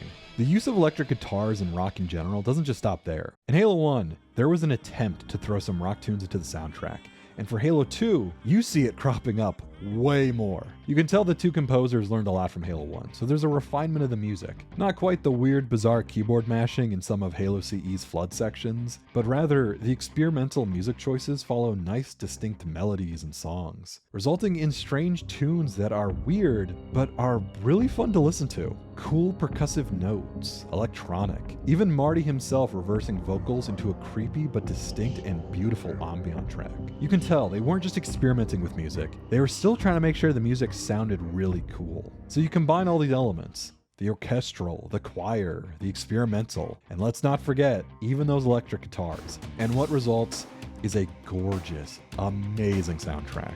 The music is bombastic. It's exciting, it's terrifying, and behind it all, it's underscored by a tone of sadness. It's not a game where the heroes win and defeat the big baddie. Instead, it's about things going from bad to worse to hellish. For as fun as Halo 2's orchestral score is, there's just an all-round sense of melancholy to everything. What Halo 2 does with its music is something that makes it genuinely stand out. And as silly as it sounds, I think it's entirely just because Marty and Michael still had the freedom to express themselves and experiment, and just have fun. They were able to create a score that fit each environment, while also being able to experiment with new styles. Rock, electronic, experimental percussion, strings, brass, woodwinds, Gregorian chants, and somehow, all of it just manages to fit together. I think that's what's so good about Halo 2's music, is that it gave the two composers both a chance to breathe and just sort of set their preferred mood. Halo 2's music varies from level to level, accentuating an epic military sci-fi opera, maybe complementing a fun, explosive action scene, creeping the player out in one of the game's many horror segments, or just generally letting the player relax and vibe in a new world to explore. Halo 2's musical variety is easily what makes it so great. And like I said, while there's a tinge of sadness to a lot of the music, it still manages to create some very enjoyable, pleasant melodies that are so relaxing to listen to. Halo 2 is a fantastic soundtrack, and despite how eclectic it could be, it somehow just feels fitting in a way. And lastly, it's clear the people composing it were just kind of having fun. Listening to Salvatore and O'Donnell talk about their musical composition feels oddly refreshing. Somehow it feels, I don't know, unpretentious? There's always a point, like when I'm all by myself composing, and this just happened like within the last 24 hours, where I'm thinking, is this anything? Is this idea going to be interesting to anybody? You have these whole series of self-doubts. And then there comes a point where I get over the hump. Like I add some instrument or I play some melody, and it's like, oh, okay. That's what this was meant to be. Their approach to music feels just so fun and innocent. Like, sure, you could argue that there is thematic, artistic reasoning behind their musical choices. There is a reason Gregorian chants are used at the root of Halo's main theme. There's a reason why they're experimenting with performing creepy satanic vocals for a single track, or why they occasionally love to break out the synth and guitars. Sure, there's plenty of reasoning behind all of it, but from getting to learn about the composers, and Bungie in general, it's clear the big reason behind everything is just because they thought it would sound cool, and they wanted to try it. It's something that ultimately ties in with Halo 2, and especially old Halo in general. A lot of the creative decisions made throughout development came mostly from this desire to do something cool. There's not a lot of pretentiousness to Halo, at least old Halo. It's more of just a nerdy love for the craft. In the same way Halo 2 exhibits a clear amount of love put into it by sci-fi nerds, its music has the same amount of passion, but this time by music nerds. Marty's pretty amazing. Marty makes pretty much everything we do twice as good, and that makes me really angry because he's just about the only individual who has that level of contribution to the team, but I would never say that to him. Although, on the topic of music, we need to address the licensed tracks. It's hard to say what happened here, as with Halo 2, Bungie, and probably more likely Microsoft, they brought on a few artists to compose their own tracks for the game. But not necessarily as fitting background score, but rather as just regular songs, on their own, full vocals, guitars, and everything, outside of Halo's usual music. And I'd say the results are mixed. Okay, on paper, the idea of bringing in a bunch of other artists to contribute just a little bit in terms of the soundtrack, that sounds like a lot of fun, and it has some potential. A game like Unreal Tournament famously did this back in the day, inviting multiple artists to each compose various tracks for the game, across a wide variety of genres that all mostly fell under the electronic umbrella. Each track varied in its style, but they all fit together because they were instrumental and they had fast-paced beats that all fit into a multiplayer arena shooter. It was perfect. Even more famously, the Quake series would would bring on outside artists such as 9 Inch Nails and Sonic Mayhem, either with dark industrial tones with the distant screams of Trent Reznor in Quake 1, or the intense headbanging metal of Quake 2. The music all fits pretty well in their respective games. Halo 2 didn't really do this. Instead, you get 2004 era rock metal songs into the middle of a game, and it's arguable that they don't fit. Each song has become retroactively beloved by its inclusion in Halo 2. I think no other song has nostalgic love as much as Blow Me Away. And even Bungie had reservations about how this music was handled. Did I ever come complain about this music, Marty? I think you did. I think you complained about every piece from somebody else. So One of the things this was one of the things we experimented with some like music from some outside groups, Incubus and Breaking Benjamin, which I personally thought was pretty cool. There were some people like Jason who were not as excited about it. It was an experiment. Did it work? Probably not. Bungie would still collaborate with other artists in the future for more music, but they would all be tracks that weren't in-game and were relegated to the CD soundtrack, not an actual piece of OST that's played during a level. Lastly, I think a shout out for this game's voice acting is in order. Halo 2 was a step up from Halo 1 in that there was definitely a larger focus on presentation here. Larger stories, larger visuals, and now the game needed a larger cast. I think that we had 2,000 or 3,000 lines of unique combat dialogue in Halo 1. Now we're talking more than 14,000 lines of combat dialogue. The first thing I think everyone notices with Halo 2 is the Covenant. They all speak English, at least the elites, grunts, and brutes. Are you injured? They're calling out the player and communicating with each other, or they're making one-liners. It's a weird change at first, and coming right from Combat Evolved, it takes some getting used to. Elites, however, do sound a bit goofier now. They make funny banter, they've got funny one-liners, and they don't feel quite as alien. I think this change came from a combination of things. First off, in Halo 1, Bungie literally didn't have enough voice actors to re-record Covenant lines for each species. That's why the elites in that game famously used Sergeant Johnson's voice lines, but reversed and pitched down. With Halo 2, they had a little bit more money to throw around, so they decided to give those elites and grunts unique voice lines. Secondly, this is the Halo game where Bungie went all out in trying to humanize the elites, to show them being more than just these scary, split-jawed monsters. Minor stuff too, even down to their eyes now having pupils and not being completely black and lifeless. You play as them now. So they speak English, and I think there's definitely an argument to be had on which works better. I'm also certain that there was probably some talk at Bungie to split the Covenant, maybe having them speak English on Arbiter missions and complete alien gibberish on Chiefs missions. Obviously, that's a lot of work. And at the end of the day, it would have gone against Bungie's idea to humanize the elites. As cool as it would have been for them to do this would have completely taken away that pit in the stomach you get as you slaughter elites during the Great Schism. Seeing elites fight against brutes only to then turn their sights on you. As players, we want to help them, but story-wise, the elites still see you as their enemy.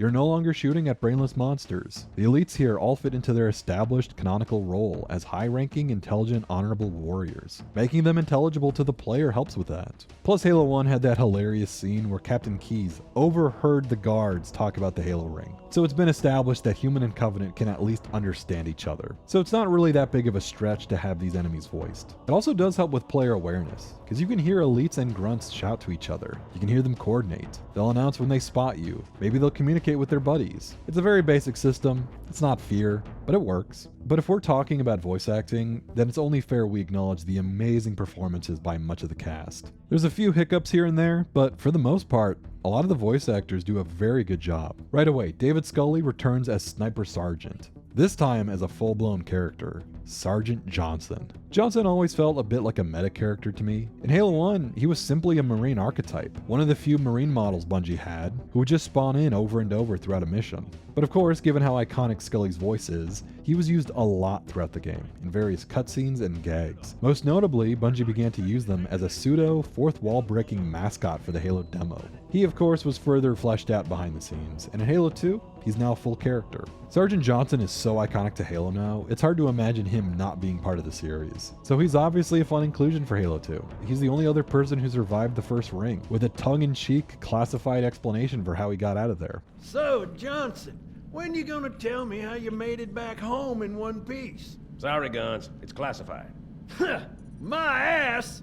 Well, you can forget about those adjustments to your A2 scope. Well, he's in a particularly fine mood. Steve Downes and Jen Taylor are back as Chief and Cortana. I like their performances here. You can tell they got through the awkward phase of Halo 1, and they now feel a bit more comfortable in their roles. Cortana's a lot more fun this time around. If I were a megalomaniac, and I'm not, that's where I'd be. Tim DeBotto returns as Guilty Spark, sounding a bit goofier with some more energy this time around. And may I say, Reclaimers, it has been a pleasure to serve you both. Ron Perlman voices Lord Hood, and he does a pretty good job. The character's mostly there to show off the chain of command for the UNSC. He's kind of just a mouthpiece for the UNSC as a whole. Julie Benz plays Miranda. However, the complete standouts here are the Covenant cast. The legend himself, Keith David, plays Arbiter. I love how David started out as very much a movie actor, but he just easily translated into voice acting. He's in countless stuff too, although his Arbiter performance is easily one of my favorites. Kill me or release me, Parasite. But do not waste my time with talk. Robert Davi plays the role of Spec Ops Commander. Contrasting him is Miguel Ferrer as the Heretic leader. Two deep, gravelly voices that work great against one another. With them, I kinda love how they're just doing their regular tough guy voices. There wasn't an order by Bungie to make them sound super alien or to give them monstrous voices. They didn't mess with their voice pitch, and the actors didn't try and do cartoony or kiddie. They're just doing their normal voices, and it works. Accents and all. Yeah, Spec Ops Commander, he's got a Brooklyn accent. You just kind of have to accept it. Spec Ops Commander. And he comes from Brooklyn or something, which is really amazing. It's important that our brain can humanize these low-poly aliens because that's crucial to the story. The Prophets are a fun cast, made up of Michael Wincott as Truth, Robin Ekin Downes as Regret, and the late Hamilton Camp as Mercy. All of which are just having fun chewing the scenery. D. Bradley Baker is the Gravemind, and with so much layering and audio effects, it's kind of hard to tell it's him. Kevin Michael Richardson is Tartarus. Fun fact, this guy right here is Marty's dad. Nay, it was heresy. There's actually a lot of voice actor cameos throughout this game, especially as Marine side characters. It's always weird playing Outskirts, and then all of a sudden you start hearing the voice of Tobias Funke. It's just generally a good cast. Bringing on a professional actor to voice a side character in a video game can be a pretty hard thing to do, yet they're used very well. You can understand that the actors know exactly what they're doing. They understand their characters, and they're able to deliver a good performance. Basically, well, all you want to do is say, louder, faster, now you're sad. But Joe is like, well, you see, back in the first centuries of spaceflight, the Covenant... So right, the Covenant fleet which arrived at Earth is now attacking. There's an engine core, and if we destroy the reactor, the power's the core of the ship. Actually, I can see the actor's eyes start to glaze over. They have no idea what that means. So they'll say, so you want it faster? And then I'll go, yeah, faster. The reason a big cast such as this is needed is because of the bigger focus on telling a more overarching story.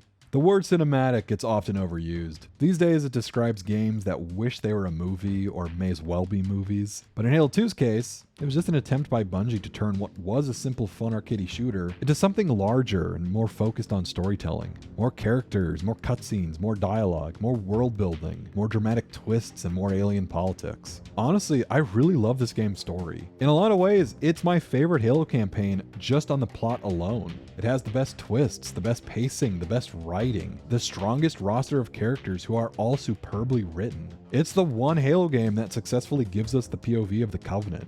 Right off the bat, there's way more cutscenes. In Halo 1, animating cutscenes was an arduous process, a tiring slog of people going in, mostly Joe Staten by himself, and using game demo playbacks to create scenes and adding custom animations on top of all of it to give the illusion of proper animations. But in reality, it wasn't. It's why a lot of the cutscenes feel stiff, because most of the time, if there's a character moving around, that's literally Joe Staten hopping into a character's body and walking them around in-game and recording the playback for the cutscene.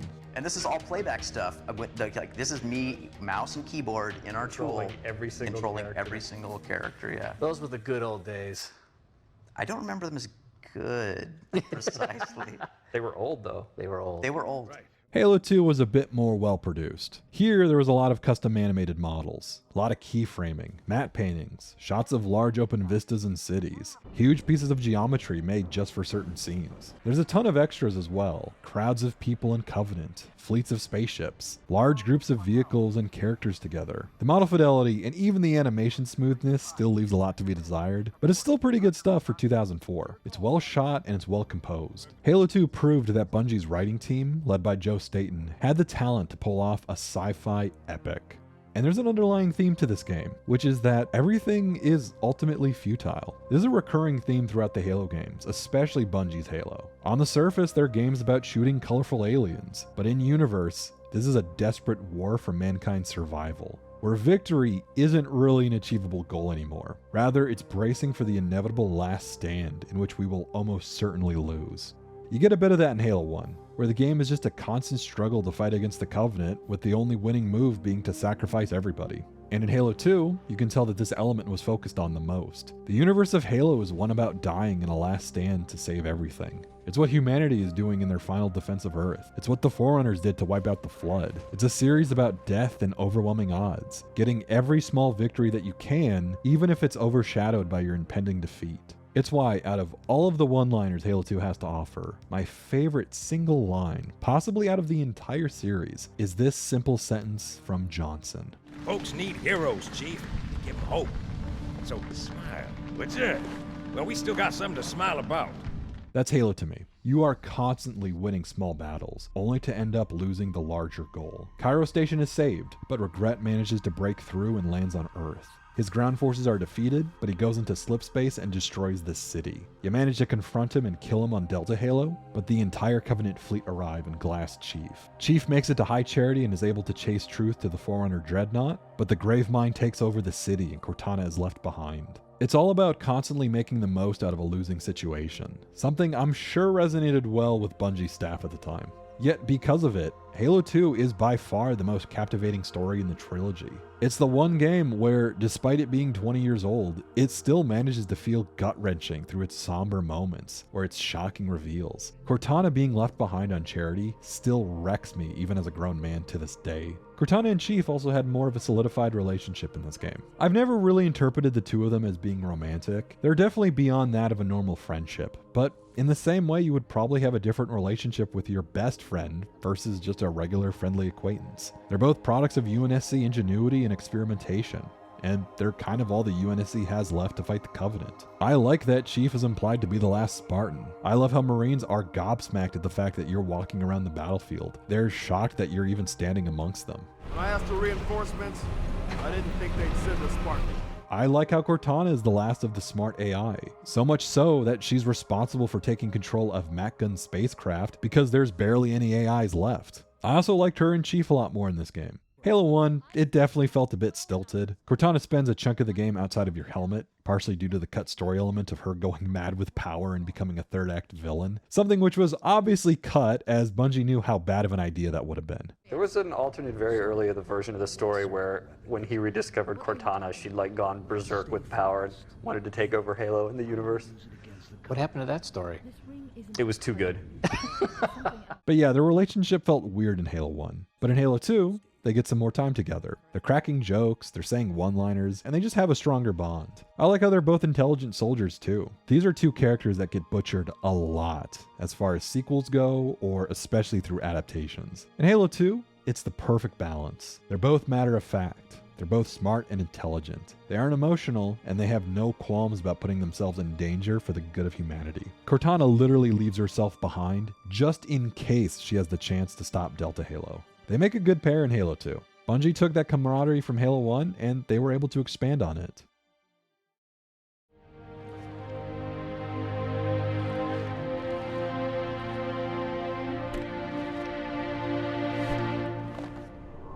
What would you have your Arbiter do?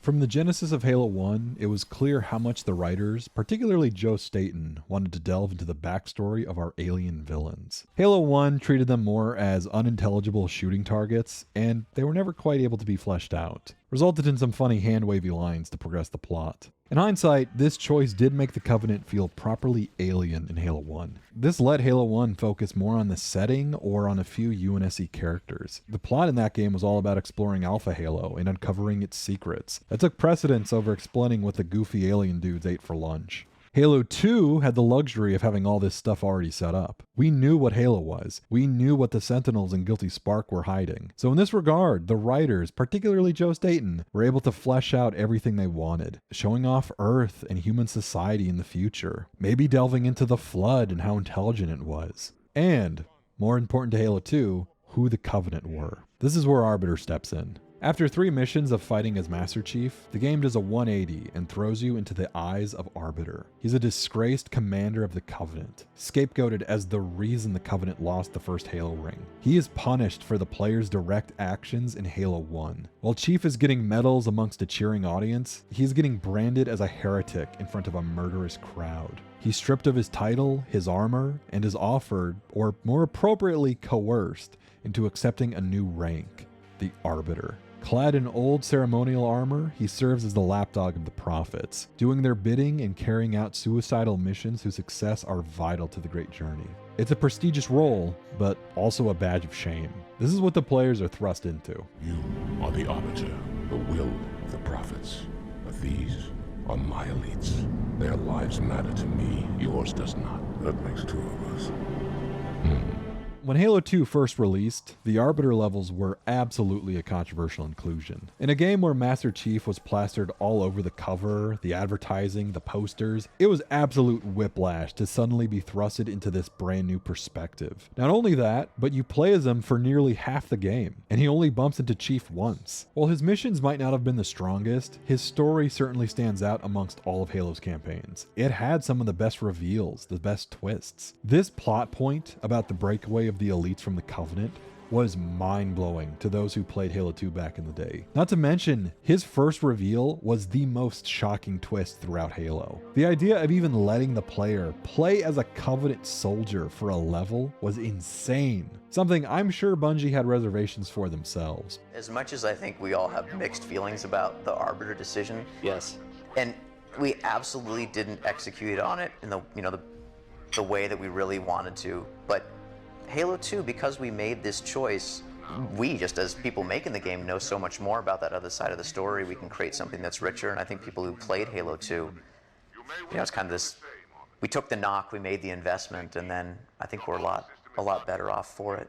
This choice, in hindsight, is very necessary as well. The Arbiter gets much of the spotlight for Halo 2, and it's only fitting that he's playable alongside Master Chief. It was a Hail Mary. And luckily, I think it paid off in the long run, because Halo 2's campaign feels unique thanks to it. It has an element that no other Halo game has, an entire series of levels where you're playing from the Covenant's perspective, not with the Arbiter being relegated to a simple co-op partner, but with his own dedicated missions. And the quality of those missions are hotly debated, which I'll get into later. But on its own, it's a bold decision that puts Halo 2 in unique territory among Halo fans. There's a reason why Arbiter, to this day, is such a beloved character, and why Halo fans constantly decry how he was seemingly written out of the new games. The Arbiter's inclusion does tie in with the overarching consistency of Halo 2's writing and just general pacing. That is to feel relentless, as well as unexpected. Not necessarily to subvert your expectations, but to mostly make the player feel like they're living through the largest, most important moments of the universe. What's clear with Halo 2 is that the story was designed to not be yet another Halo. There are parts of it that get a little close. The second Halo ring always gets a chuckle from me. As is often the case with sequels to the critically acclaimed games, they end up retreading a lot of the same plot points. Sometimes having similar games with similar stories is fine,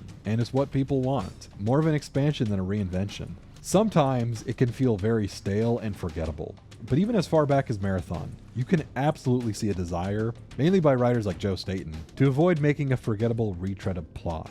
There was a creative side to Bungie that loved storytelling, as well as completely outdoing themselves for every game. The Marathon games are a good example of this. So Halo 2 being just another Halo story didn't sit well with Bungie. What was originally a story about a space marine shooting at aliens on an ancient megastructure turned into a game all about alien politics, eldritch horrors, civil war, and humanity on the brink of extinction. Bungie had plans for this game, and they wanted to redefine what it meant to be a Halo game. Their biggest twist being the Arbiter's inclusion. I think Arbiter has a beautiful story, and his own personal growth is probably one of the best stories, if not the best story throughout any of the Halo games. I just love his character. He starts as a bad guy, a Covenant leader responsible for the events of Halo 1. He's the elite commander who burned Reach. He led the forces who captured Captain Keyes and whose forces accidentally released the Flood. It's his failure in stopping Chief in Halo 1 that causes his character arc. He becomes disgraced by his own people. He's thrust into a journey that has him discovering not just the truth, but, as cheesy as this sounds, discovering himself. Another thing I love about his character, there's no instant flip here. His evolution is a slow, gradual one. Throughout the game, through all of the missions, you see him pushed further and further to the breaking point, resulting in a slow transformation. A guy who starts out as a disgraced leader, essentially turning into the Prophet's lapdog, only slowly pulling away as he realizes there's something more to the Forerunners in the Great Journey than the Prophets are letting on. Going so far as to witness the slow push by the Prophets to remove elites from their guard. But through all of this, he still remains loyal. He's almost looking for more ways to prove himself again and to redeem himself in the eyes of the Covenant, which makes that betrayal sting all the more. A bloody fate awaits you and the rest of your incompetent race. And I, Tartarus, chieftain of the brutes, will send you to it. When the prophets learn of this, they will take your head when they learn. Fool. They ordered me to do it.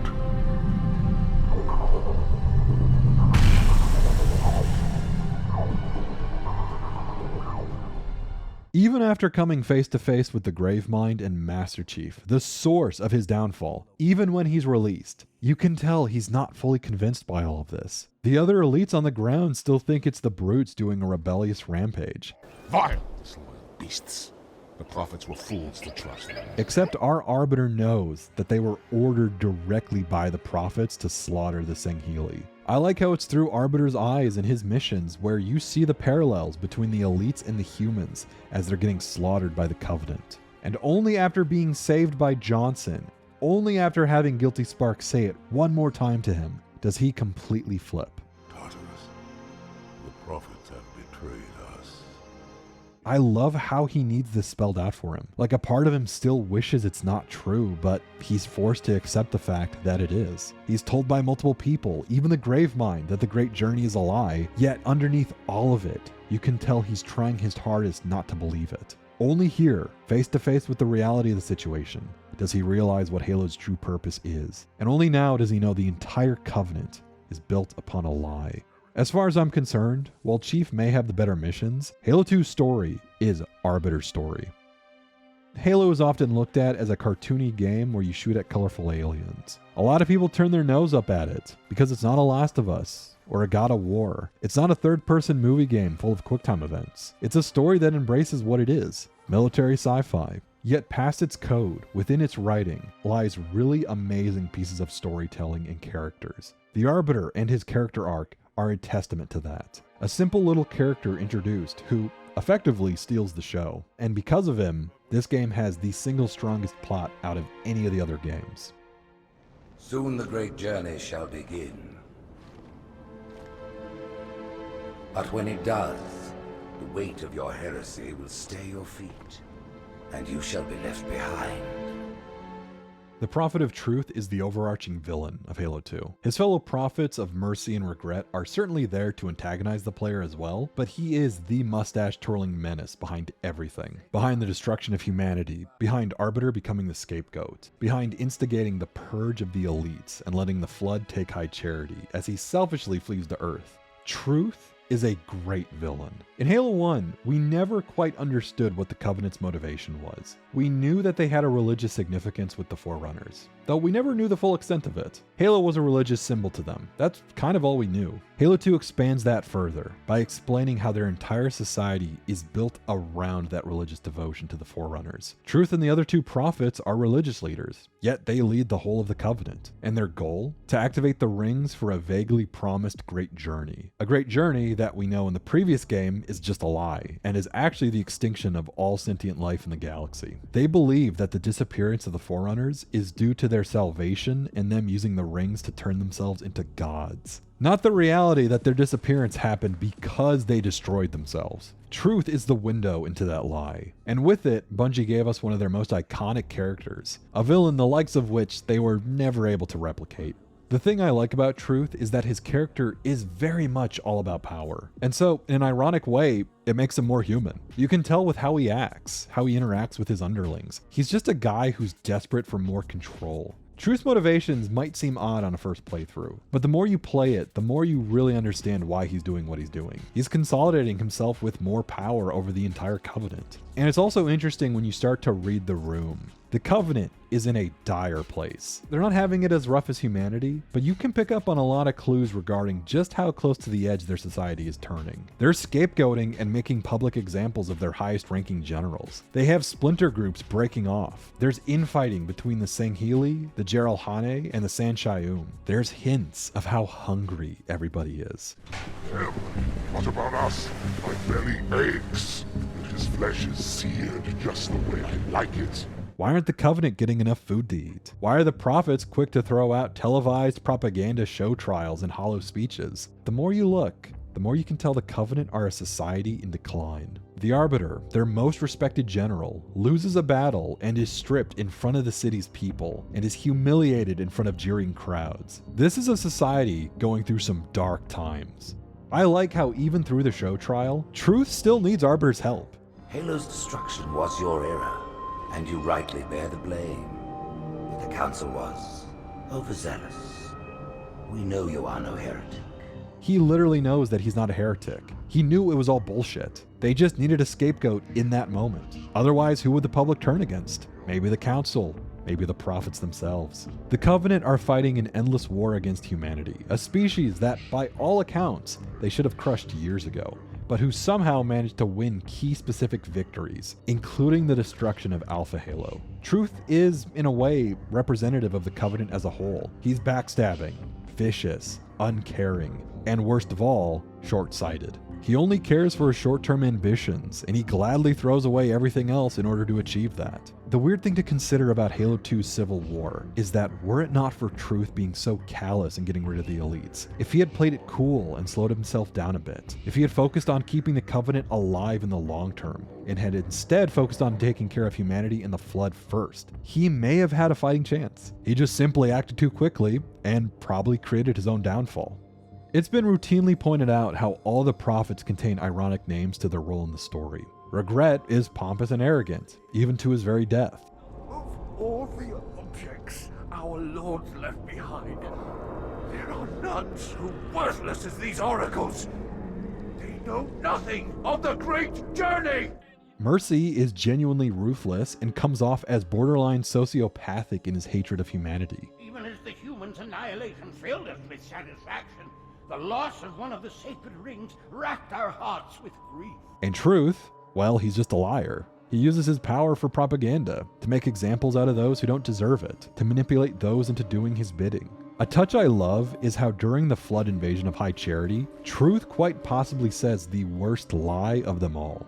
The parasite did not defeat the Forerunner, and it shall not defeat us. Yeah, Truth.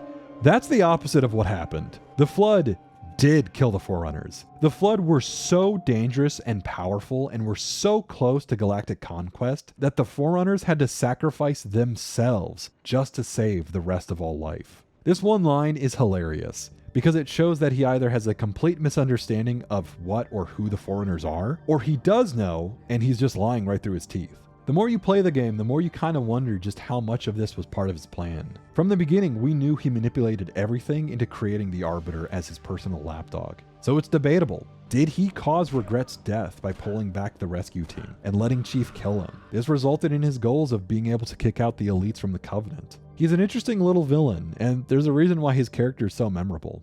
Although he's not the only villain in Halo 2. This is not your grave, but you are welcome in it.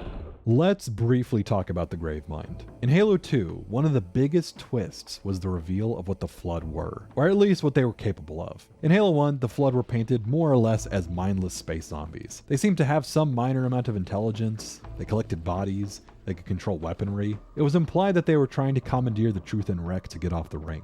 They were an enemy faction of simple, mindless zombies that were explained to be the ancient enemy of the Forerunners. They're the entire purpose as to why the rings were built. Halo 1 showed us a small outbreak. Basic flood spores and infection forms getting out of control and causing havoc in a fairly short span of time. In Halo 2, we actually get to see what a proper interstellar threat the Flood are, and the sheer risk they pose to the entire galaxy. The Flood in Alpha Halo were brand new, broken out spores that managed to take over elites and humans, and had a very short window of opportunity to spread before their instant annihilation. The Flood on Delta Halo, they've been there a lot longer. Halo 2 liked to keep it vague about what exactly happened on Delta Halo, but we can infer quite a few things. We can infer that a similar outbreak of Flood occurred, much in the same way it did on Alpha Halo. Perhaps, like Guilty Spark, Penitent Tension grew too comfortable in his position and became too lax in his containment. Maybe another visitor came to the ring and caused its outbreak centuries earlier, maybe even thousands of years earlier. The Covenant have been around for over 3,000 years. It's possible one of their expeditions ended in failure and with the release of the Parasite. A Parasite who seems very well aware of who the Covenant are and what their goals entail. Perhaps there's a reason why the Flood chose to hole up in the room of the Sacred Icon.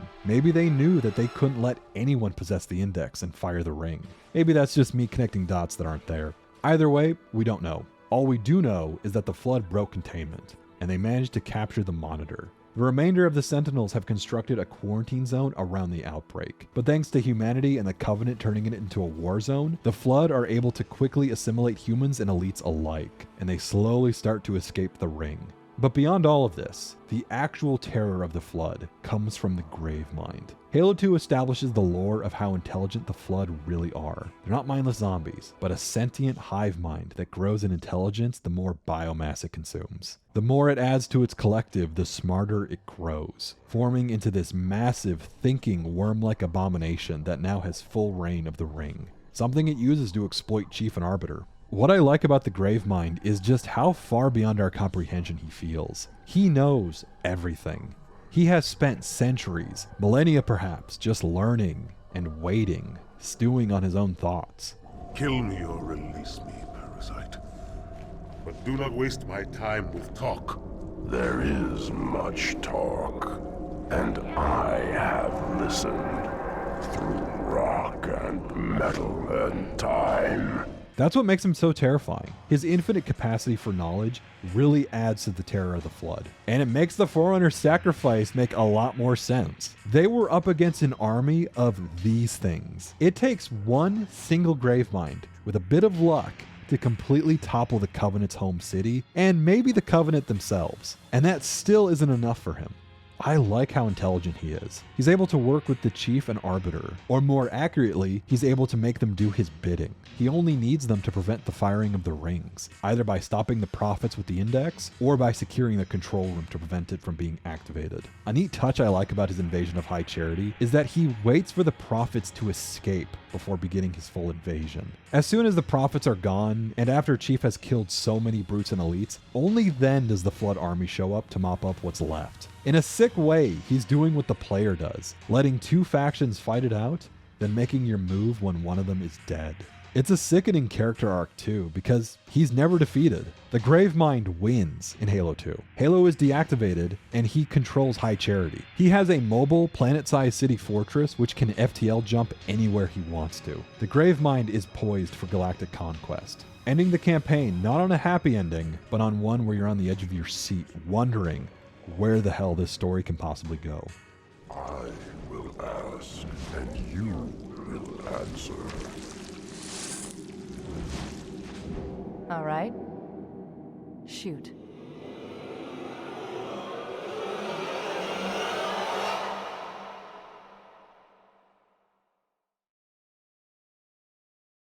And the campaign is where Halo 2 is able to flex its muscles. It's an incredibly strong single player, which shamefully gets often overlooked for the content that was cut. Even in interviews with Bungie staff at the time, you can tell that there's a feeling of regret across the entire studio. The Bungie process of making cool games has worked up until now, but is it possible that there's an amount of pressure or an ambition that's beyond what we can actually do?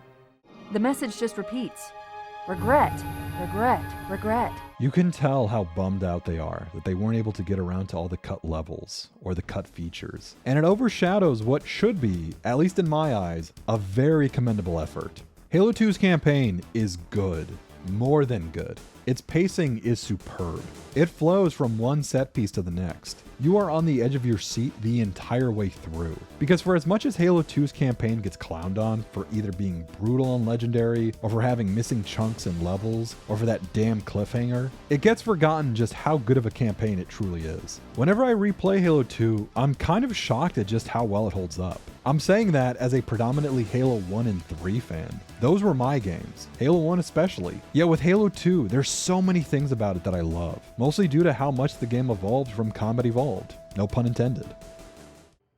It picks up an indeterminate amount of time since the end of Halo 1, giving us a little bit of Covenant politics and catching us up on the lore. Johnson's back, Chief is back on Earth, and the day is saved. Until it isn't. The opening level does a good job in introducing the player to Halo 2's new feel. Not only is it cool to see the game's new highly scripted set pieces and sequences, but it's also a nice way to get a hang of the new combat. A player can quickly grasp the snappier movement and overall control of the gameplay. They can also get acclimated to the slightly tighter arena design, not to mention having fun experimenting with dual wielding. As far as first levels go, Cairo Station is definitely a banger. There's a reason why people look back at it as fondly as they do. There's many complex features and set dressing that literally would have been impossible to do in Halo 1. Throughout the level, you see your sister stations, Athens and Malta, each blow up one by one, with this information being presented without a cutscene, and instead letting the player observe from a distance. In fact, Cairo Station introduces a lot of these elements, where an entire background story is being told through the Sandbox. Another famous series of moments involve Chief slowly making his way to the bomb, which requires him to perform an EVA.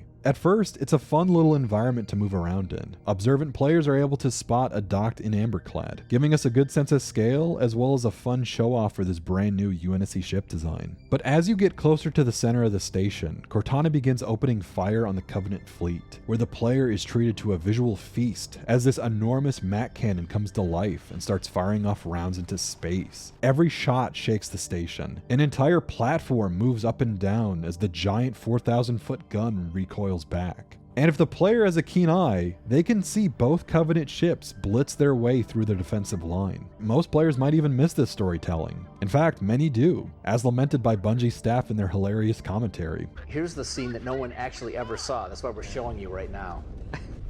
Well, it's a real challenge in Halo games because we do have this cinematic storytelling. We put a lot of our storytelling in the cinematics to get people to pay attention to anything except a grunt. Right. Oh, see?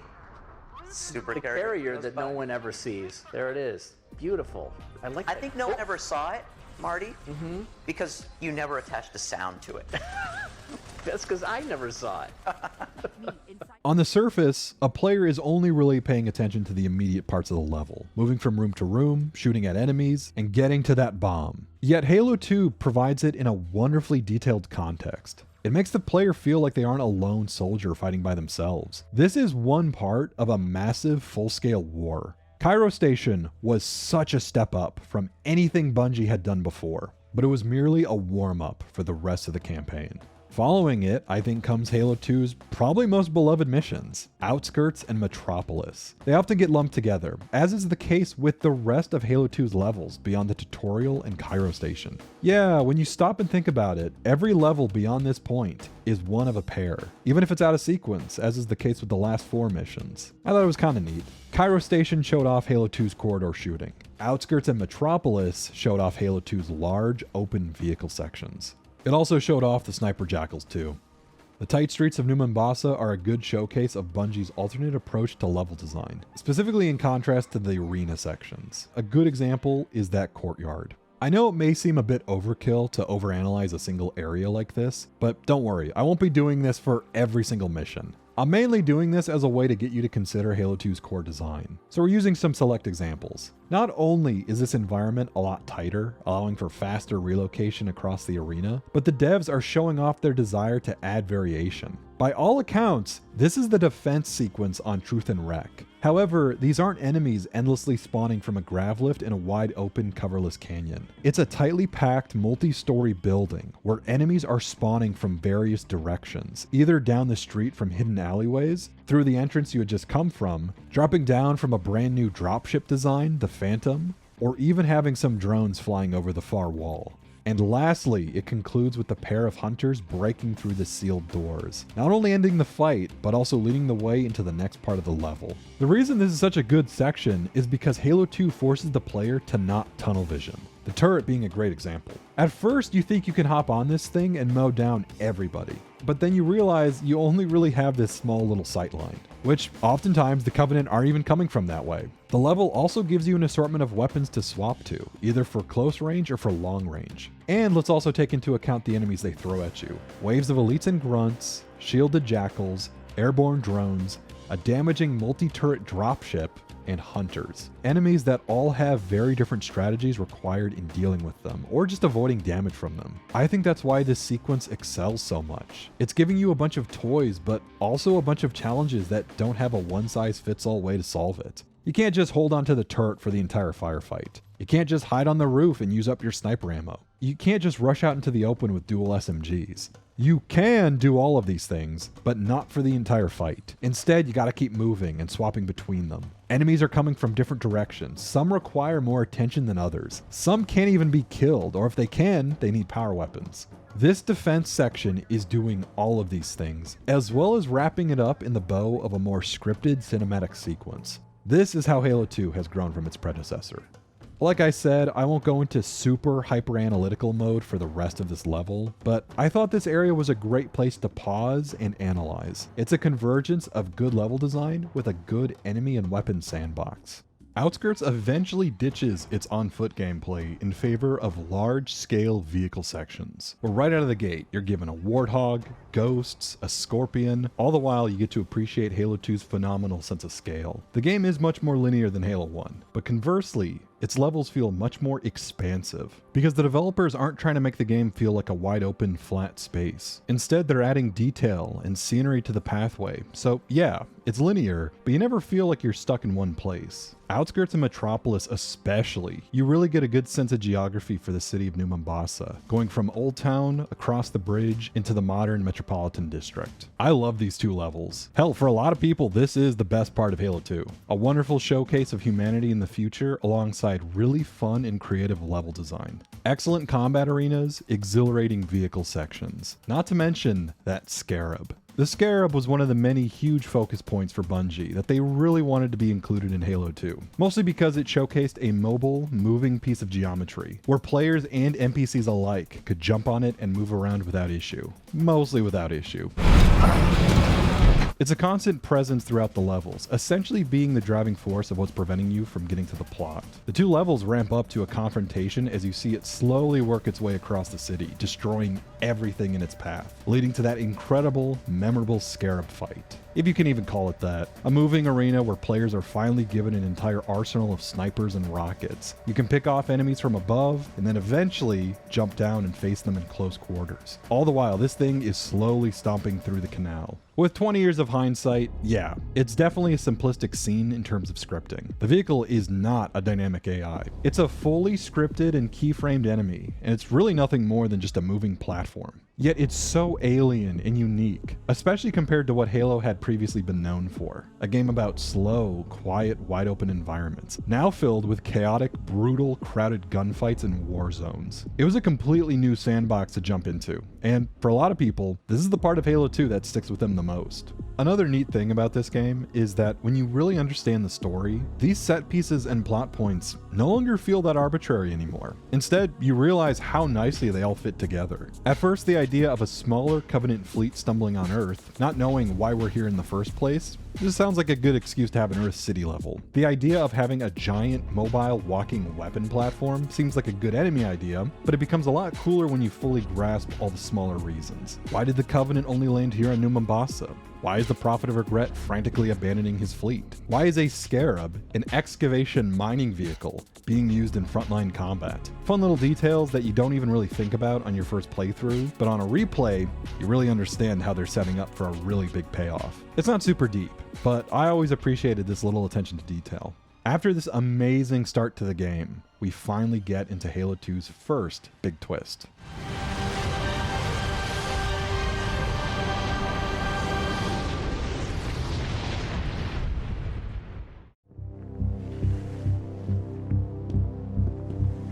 Earlier in the game, we had spent quite a bit of time focusing on this nameless elite, watching him get shamed by his people. On first playthrough, it seems odd to spend so much screen time on Covenant politics, especially now that it's interrupting our exciting chase, with a slow exposition scene about the Covenant and about the Arbiters. Here rests the vanguard of the great journey. Every Arbiter from first to last, each one created and consumed in times of extraordinary crisis. The taming of the Hunters, the Grunt Rebellion. Were it not for the Arbiters, the Covenant would have broken long ago.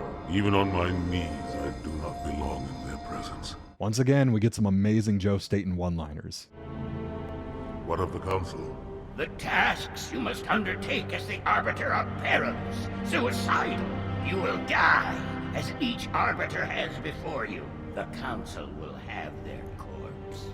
And we're flung into the setup for the next mission, Arbiter. We get to meet the Spec Ops commander, and we're thrown into a shocking moment for Halo fans. We're now playing as an elite. Insane. The Arbiter is a beloved Halo character, although his levels tend to be a bit more polarizing. These first two missions, Arbiter and Oracle, are very much a make or break moment for Halo 2. And I would imagine this is where a lot of Halo 2 players either stay on board or they jump ship. Because after that large open street shooting that we had previously, we're now sent to a simple level full of interior arenas and corridors. It is an interesting location though. It's a gas mine suspended by a massive cable that stretches into the upper atmosphere. If we look out to the horizon, we can see massive turbulent storms. It is a hellish, bizarre place to set a mission. And yet it feels so fitting for Halo. An ancient Forerunner structure full of impossible engineering set in the backdrop of a fascinating planetary body. Personally, I always enjoyed the level Arbiter, even if it does sort of hand-wave the concept of you being a Covenant foot soldier. Yeah, one of the many issues people have with the Arbiter is that you never go up against humans. Instead, in these first couple levels, it's mostly heretic soldiers. Elites and grunts which have been reskinned but still have their same AI.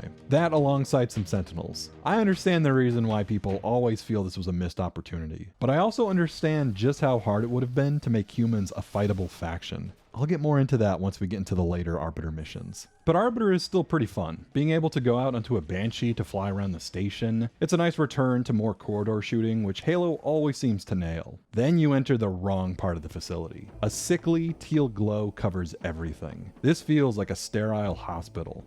Then our old friends, the Flood, appear. Now, a fun thing I actually learned about this is apparently a separate strain of Flood than the ones we fought in Halo 1. This gas giant planet, Threshold, became a whipped-together Flood research facility, which, hey, that even adds to the level making sense. If there's an outbreak, just jettison the entire facility into the planet. The Flood in Halo 2 are a lot different than their Halo 1 counterparts. They're a lot more grotesque, fleshy, less the dumb wandering zombies from Halo 1, and they feel a little bit more intelligent here. Either way, we finally track down the heretic leader, and he locks himself into a vault. Luckily, like I mentioned before, we have one way to get him out. We shall force him out. How? The cable. I'm going to cut it. Get everyone back to the ships.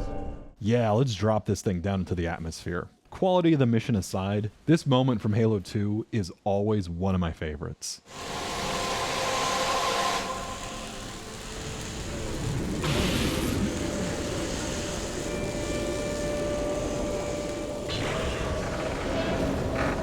The entire station is in freefall. The metal walls are groaning as they plummet at terminal velocity. You chase the leader through the station as it begins falling apart. It's a chaotic mad dash to the end of the level, with Flood, Sentinel, Heretics all fighting each other. This is a good showcase of how Halo's gameplay kind of lets you bypass a ton of enemies. Like, the smartest way to play this level is to cloak and sneak by everybody. There's even another short Banshee chase, but you finally catch the Heretic leader back in that starting hangar. And this is where Halo 2 splits off in a lot of people's minds. A Halo boss fight. The Scarab, that really wasn't a boss fight. This one is. There's no question here. This is a boss fight. An annoying one at that. Halo 2 was the first and only Bungie Halo game to incorporate boss fights, with a beefed up character with ungodly amounts of health and an annoying propensity to be able to kill you in 1 or 2 hits. The trick for this guy is that he has 2 holograms, so you have to just ignore them and focus on him. It's like the ball under the cup game. If you lock in on the real guy, you're going to be able to sword kill him pretty quickly. The mission is over, the Oracle is captured, and you can return to High Charity for your next assignment. I know a lot of people who kind of ditched Halo 2's campaign by this point, which makes me a little sad because they would have missed what's probably one of the best levels in any Halo game, Delta Halo. That is another Halo.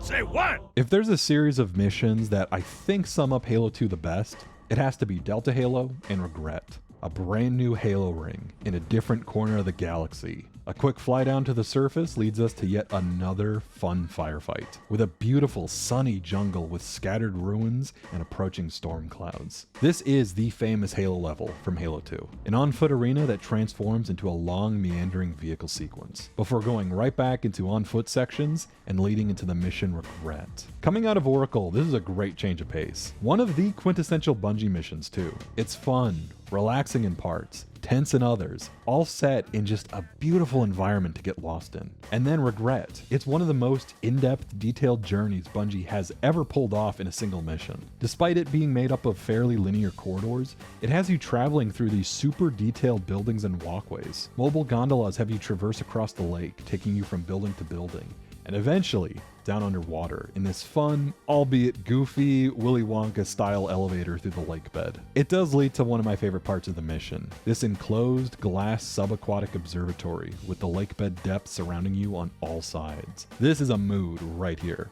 And these structures are ancient, a far cry from the Forerunner buildings we saw in Alpha Halo. These things have spent thousands of years deteriorating in the hot sun, encased with vines, looking more like stone ruins than pieces of technology. You eventually make your way back to the surface and you finally confront the Prophet of Regret, another boss fight. This one is at least funny because you can climb onto his chair and start punching him in the face. Halo 2 is not letting up with moments like these. But what a fun aesthetic for the level. Temples and ruins with a beautiful evening sunset. And I always had a theory about this place. Cortana has her own theory, thinking this location might be a place of learning, maybe something more ceremonial, a temple or an ancient school. But even so, why is it so dilapidated? Shouldn't this be kept in pristine condition? But maybe that's for a reason. Maybe the Sentinels and the automatons that the Forerunners left behind to maintain this ring are otherwise preoccupied with something way more pressing. We know where this ring's monitor is. I always thought that, yeah, the ruins were pretty, but this could be a subtle storytelling way at showing us just how far gone and dilapidated Delta Halo is. The Sentinels have bigger things to worry about than these temple ruins. Either way, after killing Regret, Chief gets glassed and falls into the lake, only to be apprehended by our pal, the Gravemind. This is not your grave, but you are welcome in it.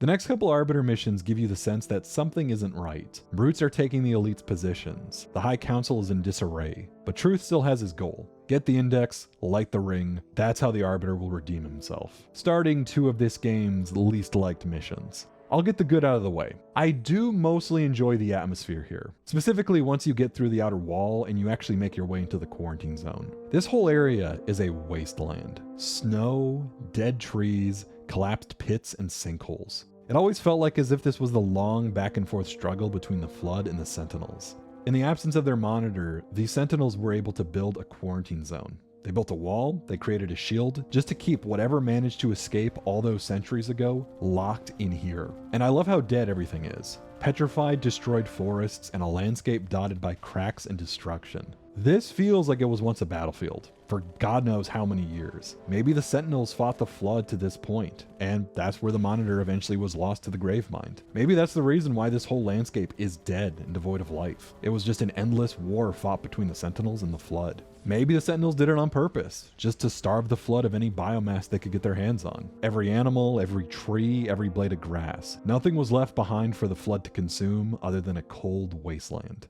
I thought it was really smart how of all the places for the Flood to take hold, the library is a good spot for them. Holding out in Delta Halo's library just to prevent the ring from being fired is a pretty smart strategy, even if we still get the icon anyways. This is also why I theorize the rest of the ring is falling apart, because the Sentinels and Constructors are too busy dealing with the Flood to worry about upkeep. They gotta focus on keeping the Gravemind at bay. And that's what I like about these levels.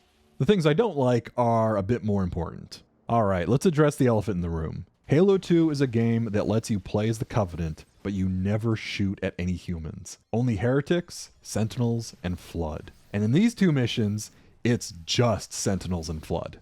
I get the complaint. The idea of giving you the point of view from the prior game's enemy faction sounds amazing. To put you in the shoes of a Covenant soldier fighting against Master Chief. On paper, this sounds like a great idea. In practice, a glaring problem arises. Humans aren't as fun to fight as the Covenant. That's just the case. Humans with their smaller stature and their identical profiles are not as fun to fight as these colorful, varied aliens. Because think about it. With human Marines, you have a very limited AI, as well as what? 2 variations? Regular Marines and ODSTs? You can't have an endless army of Spartans. Chief is implied to be the last one alive for Halo 2. Human weapons are also hit scanned, so they're more annoying to deal with than most other Covenant weapons. Anyone who's gone rampant in Halo 1 knows how unfun Marines are to fight. Halo was never designed with human enemies in mind. It was designed, as I said, for bright, colorful aliens with tons of variety in enemy designs, weaponry, and behavior. Half the fun of shooting the Covenant is because the way they look. You're shooting a big elite with shields and shiny metal armor, or a big hulking tube of worms running around in blue armor, or short little dudes with gas masks running around in terror. They're just fun to shoot at.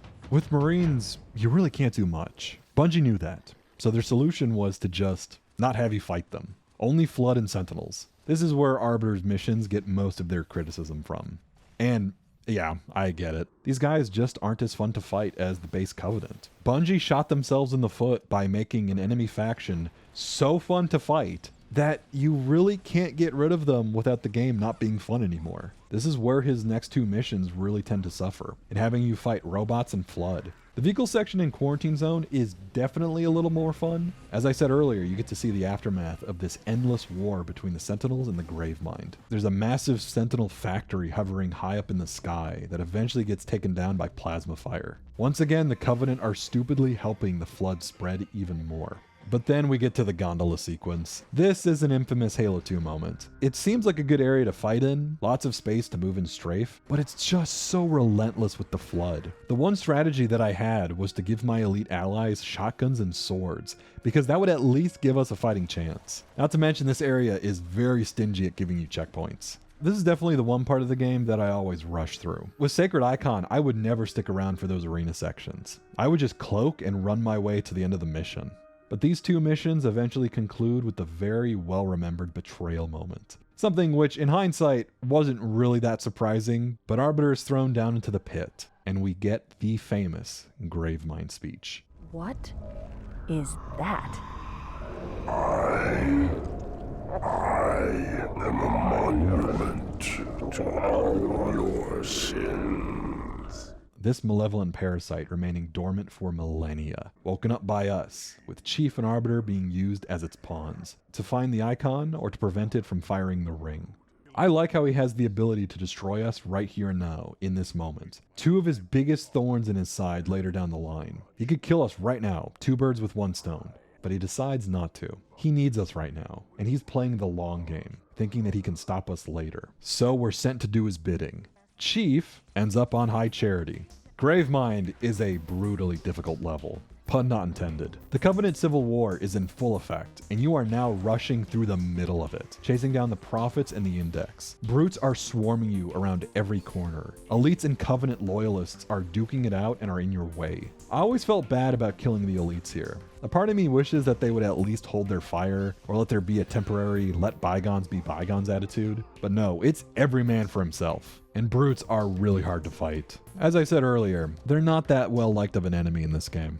I like this sound effect. Wow, wow, wow, wow. The neat part of this section is this is the closest we're ever going to get to seeing Covenant society. A glimpse that isn't in the inside of a military spaceship, but rather one in a beautiful high-class terrarium set overlooking the city. We're at the top of the Covenant social ladder, and your mind wanders when you glance out over the city and try to comprehend what life is like for the unlucky souls living down there. Something that's about to get even worse very shortly. I like the little touches to this level that make you consider the context of the Human Covenant War, but from the Covenant's perspective. This is a society which has spent decades fighting us. And sure, They are winning. They're able to enjoy luxuries that humanity can only dream of. But to say that they're faring well is a bit of an overstatement. I always liked how grimy and desolate High Charity felt here. A cloudy, gray, urban hell spanning from edge to edge, accentuated with the only beautiful structure in sight being that Forerunner relic, not even belonging to the Covenant. I like how thick the smog is, like a toxic pollutant settling over a worn-down, grimy metropolis. This is a gray, depressing slum, with the hierarchs quite literally living high above it. Hell, even the towers, the council chambers, the mausoleum, the various arboretums orbiting this upper walkway. Everything here feels slightly run down and grimy.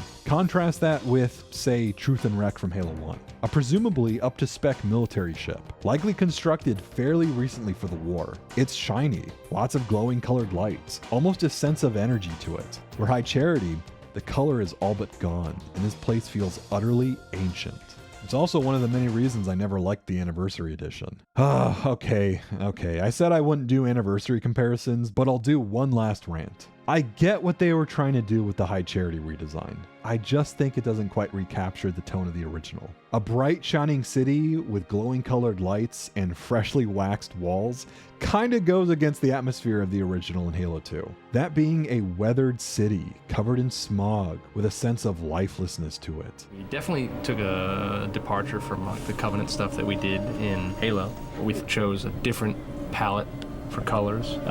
Yes, purple. A lot darker. Much darker purple than desaturated. Desaturated. Mauve tones of Halo 1. The lighting is going to be very dark and moody. This is how you design High Charity if you want it to look cool for screenshots. It just doesn't feel that appropriate for the story Halo 2 is trying to tell. But I'll end my rant there.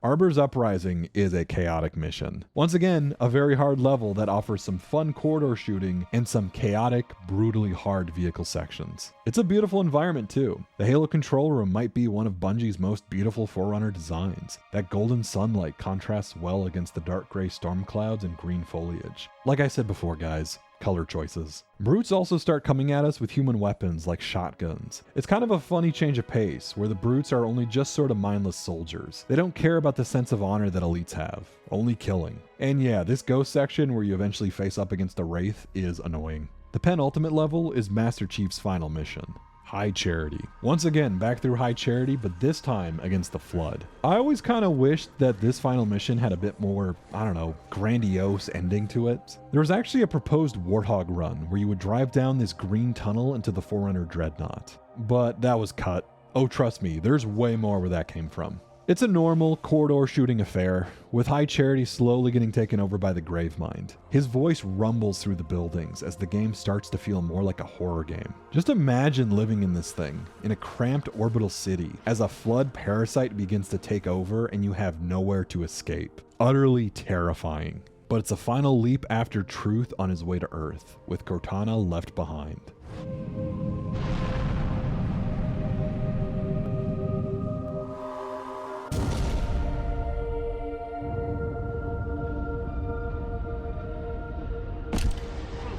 Get to Earth. Good luck. After I'm through with Truth. Don't make a girl a promise. If you know you can't keep it.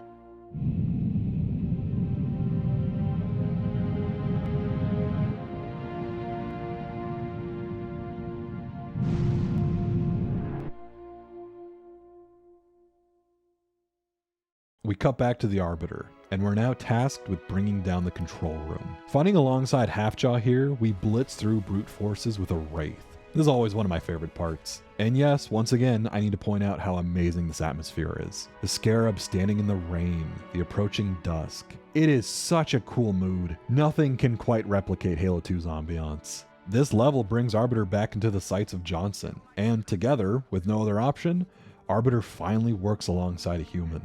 In the game's most hated vehicle section, it's a rough layout. Turrets lining the walls of the canyon while Banshee after Banshee spawns in after you. On Legendary, this is genuinely a level skip mission.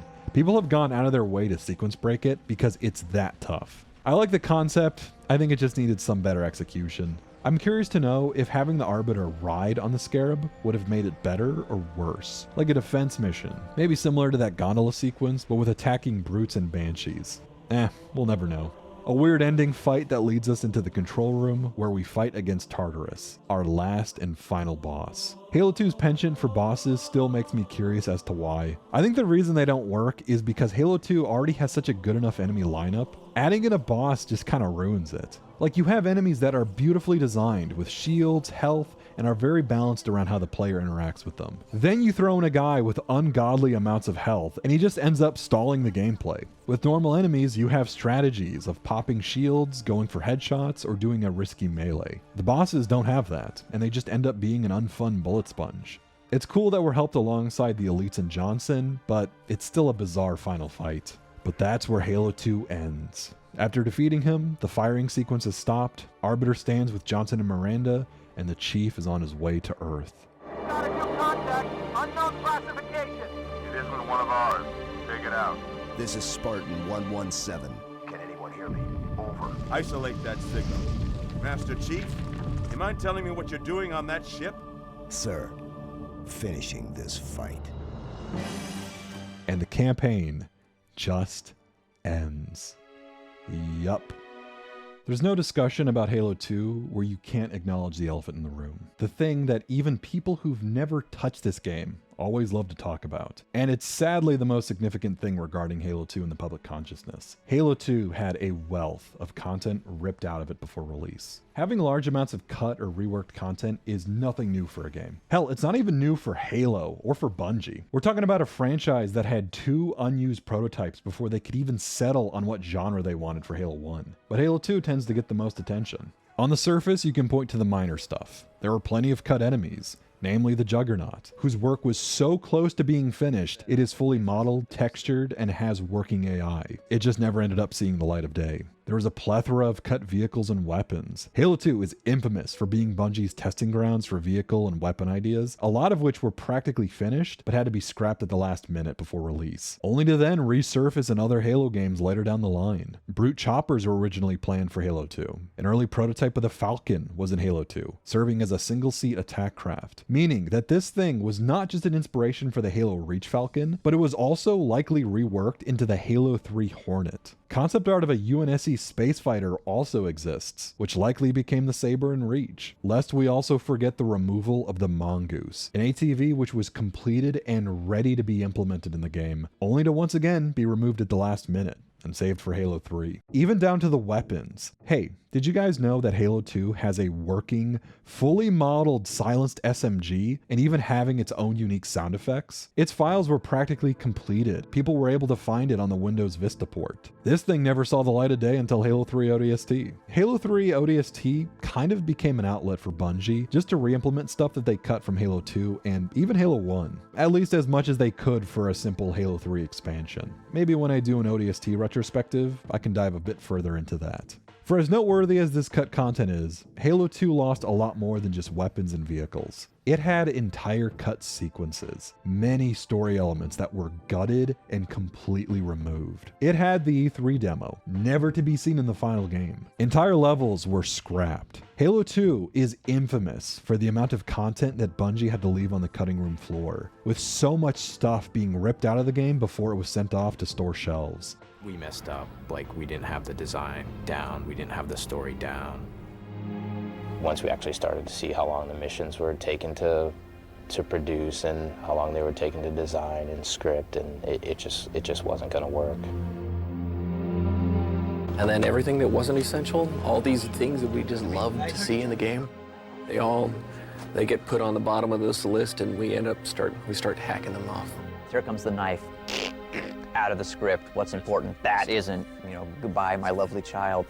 To this day, it is by far Halo 2's biggest talking point. As I said with Bungie earlier, Halo 2 was really their first AAA game. Combat Evolved was to an extent, but it only became that throughout development. They were not planning for it to be the big AAA release that it turned into. Halo 1 is the story of a small studio who accidentally ended up contracted to make a big FPS launch title for a brand new console. A lot of that game was still made with the same nerdy college dorm room mindset that had driven Bungie in its early days, which I'm not ragging on at all. That was Bungie's charm, is that they weren't an EA or an Activision. They were a tiny group of dudes who were doing what they loved, and they made the games they wanted to play.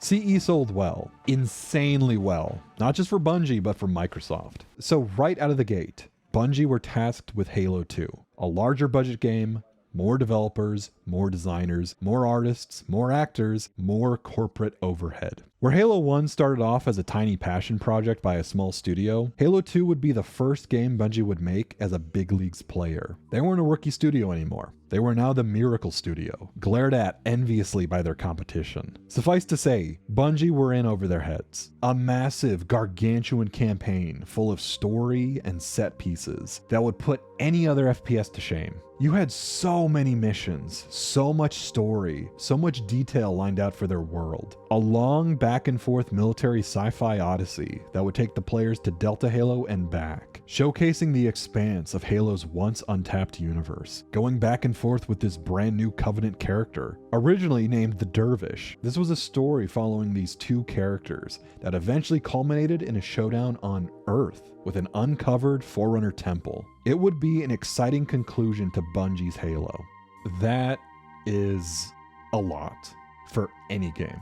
This campaign would have been an astronomical task for even the most experienced veteran studios at the time, much less from the fledgling Bungie. Halo 2's original pitch was impractical, to say the least. It was lengthy, way too many missions, way too many glaring story issues, which would undoubtedly require whichever poor guy was writing this to rush past exposition and lore. Dervish, Prophets, Johnson, Keyes, Hood, the Gravemind, Delta Halo, High Charity, the Unseen Arc. How would all of this fit together? The answer was, it wouldn't.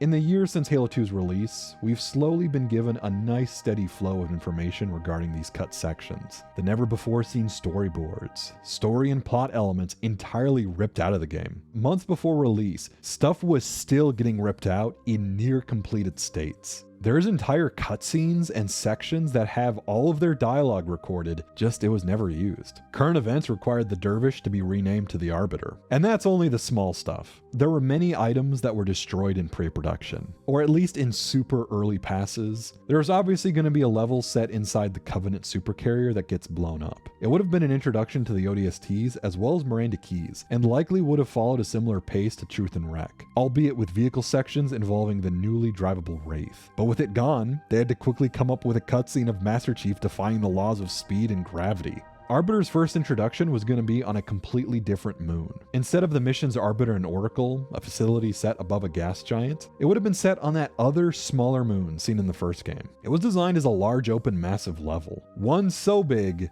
it literally had to be removed. There were similar story elements as well, with a far more depthful end cutscene with the heretic leader and Arbiter. Arbiter would stop at the behest of Guilty Spark. The two would share a brief moment, only for the leader to get gunned down by Tartarus. Allegedly, large sections of Alpha Moon were reused for Sacred Icon and Quarantine Zone.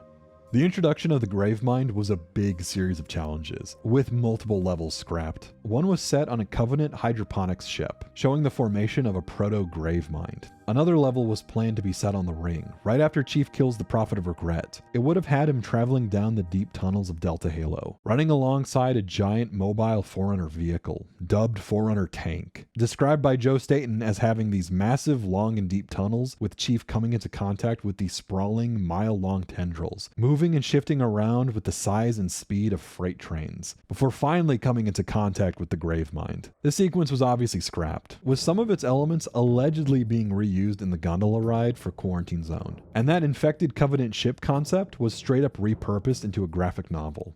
The proposed ending for Halo 2. It would have been an ultimate end to the franchise. As weird as that is to say, the Ark would have been the final mission. Although it wasn't the Ark that we know of in Halo 3. It would have been an ancient Forerunner temple set on Earth, what the Covenant were looking for before they unwittingly stumbled upon humanity's homeworld. These series of levels would have found the elites teaming up with humanity in a final blitz to stop Truth. With the Covenant fractured, it would have been a chaotic battle, seeing Chief fall from re-entry as the key ship makes it to the Ark. A huge war set in a barren desert. Fun fact, there is a 3D render of of this sequence. This famous art of Master Chief in a desert with scorpions wearing desert camo, by the way, this was meant to be part of the final mission. The temple would have been surrounded by a giant energy shield, and it would be the Arbiter and a small company slipping inside and destroying it from within. There would have been a fight between two scarabs and a race to the Ark's control room before all 7 rings could be fired. This final battle would have been a climactic showdown between Truth and Arbiter, with Master Chief kind of relegated to the sidelines. This would have been the end of Halo. The Covenant are defeated and the rings are disabled. It would even finally reveal that the Forerunners were in fact humanity from the beginning. It's a fascinating amount of cut content, down to there being voice lines fully recorded. This is a Forerunner? No. That is impossible. It cannot be. And the last bit of fun trivia. This end credit scene in Halo 2, which is still in the game today, with Cortana and the Gravemind being left on High Charity, this cutscene was planned from the beginning, with all that cut content still being in the game. Yeah, this cutscene right here, set in High Charity, this was written under the guise that the Ark had been found, Truth had been killed, and the war between humanity and the Covenant had ended. Now that we know the context that this cutscene was made in, it now has a little bit more bite to it, setting up the future of the franchise not being a war between humanity and the Covenant, but a war between the Flood and everybody else. Yet, this of course never happened. With how behind the team already was, this final multi-mission epic would never have flown. It too had to be cut. Elements, of course, were expanded upon in Halo 3. A lot of this end sequence was straight up remade for Halo 3, albeit with a slightly different context. It's always interesting to consider what Bungie's plans were with Halo 2 and 3, if Halo 3 was even on the table. With Halo 2, it kind of felt like they were ready to wrap up their universe in just the second installment, which sounds crazy to us today, but if you consider their track record for the time, most of their games had never gotten enough success to warrant sequels at all. Those that did, Marathon and Myth, only really had installments of 3 and 2 respectively. In a way, it made sense that Bungie wanted to move on. Interestingly, they did sort of leave the book slightly open with a sequel, if you can even call it that. Humanity and the Remnant Covenant teaming up against the Gravemind, a galactic war against the Flood. At least that's what's implied through Halo 2's drafts. Weirdly enough, this idea has always lingered in the background of Halo. Years later, Halo Legends would come out, a series of anime shorts all set in the Halo universe, but not really being canon. It was helmed by the fledgling 343 Industries. I know, hold your booing. But the short origin was a weird one. It was essentially a lore dump showing off the plot of the universe up until the first 3 games. It followed the Forerunners' war against the Flood all the way up until the war between humanity and the Covenant. But as it approached the events of Halo 1 and 2, it took a weird, slight divergence. Cortana's explanation for how the Human Covenant War ended doesn't line up with what happened in Halo 3, despite releasing years after. Instead, she narrates a team-up of humanity, still helped by Chief, and the Covenant, led now by Arbiter with no prophets in sight, as they team up together to stop the Flood on a galactic scale. Something that doesn't quite line up with any of the other games before or since. However, what it does line up with, shockingly well, is the cut ending for Halo 2. Had Halo 2 been given its original ending, this would have been the state of the Halo universe. I dare say, this one short is the only glimpse we'll ever have at seeing the possibility of Halo 2's original ending being canon. This epic campaign of humans and Covenant fighting against a growing Flood army seems to have been what Bungie were planning after Halo 2, if there was to be anything after Halo 2. It's hard to say if this would have ever happened. You know what? No, I take it back. It's easy to say. No, it would never have happened. Even with more time and more money to work with, I really doubt Microsoft would have ever let Bungie pull this off. Halo 1 was a cash cow, and flipping the franchise on its head just in the second installment might have been seen as a bridge too far. There's something that I hear a lot from Halo fans. If only Bungie had an extra year. If only Bungie had an extra 12 months for Halo 2, then they could have implemented all of this cut content. Which, I'm sorry guys, there is no universe where Microsoft would have ever given Bungie an additional 12 months of development. You might ask, why is that? Well, first off, the Xbox 360, that was coming out in 2005. There was no way in hell Microsoft was going to roll out their brand new console and then release their flagship title sequel on previous hardware. Microsoft were not planning on sabotaging themselves. Halo 2 was going to release in 2004, whether Bungie wanted to or not. And to add on to that, do you really think Microsoft would have signed off on Bungie's original plan for Halo 2? Do you really think they were going to let Bungie kill off their one money-making franchise right before they released a brand new piece of hardware? As far as I'm concerned, Microsoft had Halo 3 set in stone. That was a given. Halo 2 was not going to be the game Bungie wanted. There's no universe where Halo 2 was going to have that full released content. Because right now we're just talking about the cynical money side of things. Microsoft was never going to let Bungie completely end their franchise in the second installment, nor were they going to have Bungie compete against their brand new console. Outside of that, however, in terms of gameplay, story, plot, levels, cut content, the things Bungie was planning to do just was never going to happen. I mean, try to consider an actual sequel to their original Halo 2. You would have had to replace an iconic and beloved roster of enemies for nothing but flood forms for your third installment. An enemy faction that is routinely cited as being the worst parts of their respective games. Halo just can't do brand new enemy factions. Look at what's happened every time Halo has tried to replace the Covenant faction with something else. Ultimately, we don't know what would have happened with Halo 2. We have no way of knowing what would have happened to the franchise. Had Bungie tried to go with their original vision? We don't know. We can never know. As interesting as it is to ponder the alternate timeline in which this did happen, we really do need to step back and reanalyze why it didn't. Lack of time, internal disagreements, the impracticality of trying to create these many levels, this much story, in a game by a studio who has never worked on this scale before. People treat Halo 2's cut content as a what if, like a plausible potential alternate timeline that might have happened. But the harsh reality is, and one that even Bungie knew, is that this was never going to happen. As soon as Bungie came up with that original pitch, they were going to have to cut some stuff. And because of that, Halo 2 is always going to be remembered by those that played it and those that made it by what could have been.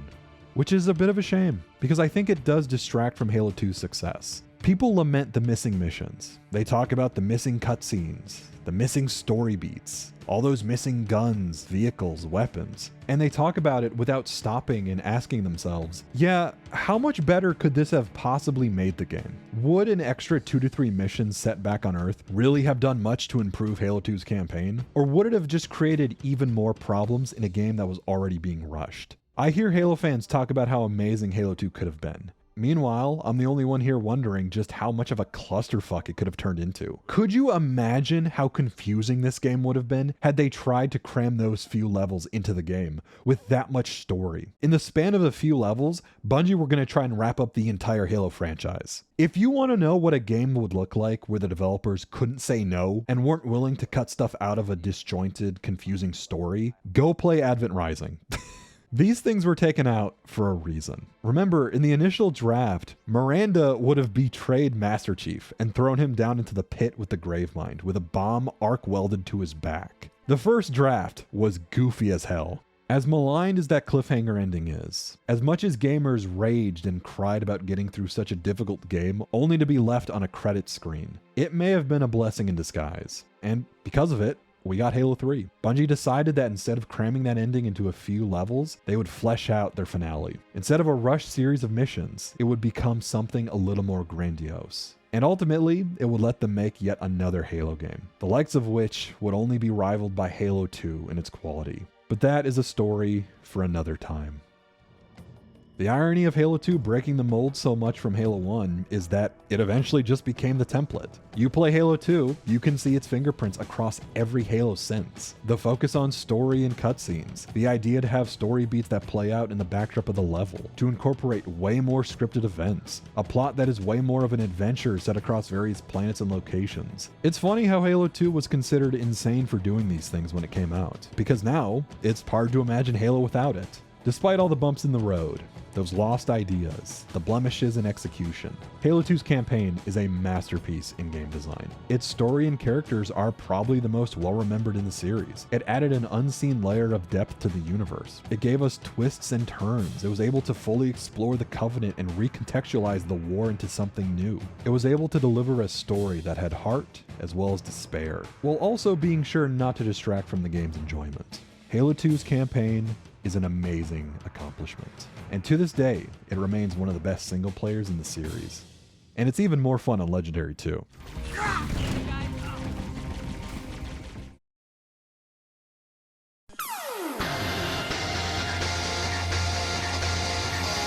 For a lot of Halo fans, the multiplayer and the campaign may as well be essentially two different games. I routinely encounter people whose only knowledge of Halo's story starts and ends with the short map descriptors. Halo 2's multiplayer was revolutionary, not necessarily in what it invented, but what it refined. It wasn't the first online action game for a console. Hell, it wasn't even the first Xbox Live action game to rig up a matchmaking system. Instead, it took all of these things and enhanced them, polished them up, and released them all under the umbrella of a really fun FPS. It also wasn't Bungie's first foray into multiplayer FPS games. Their Marathon trilogy had an often praised, albeit niche multiplayer mode, full of different game modes and maps. Its only catch, though, was that it was limited to Apple LAN networks. No online multiplayer at all. It was a game that could only really be played with people under the same roof, usually college dorms. So you need to consider that Halo 1's multiplayer was designed to be very similar, with small local play,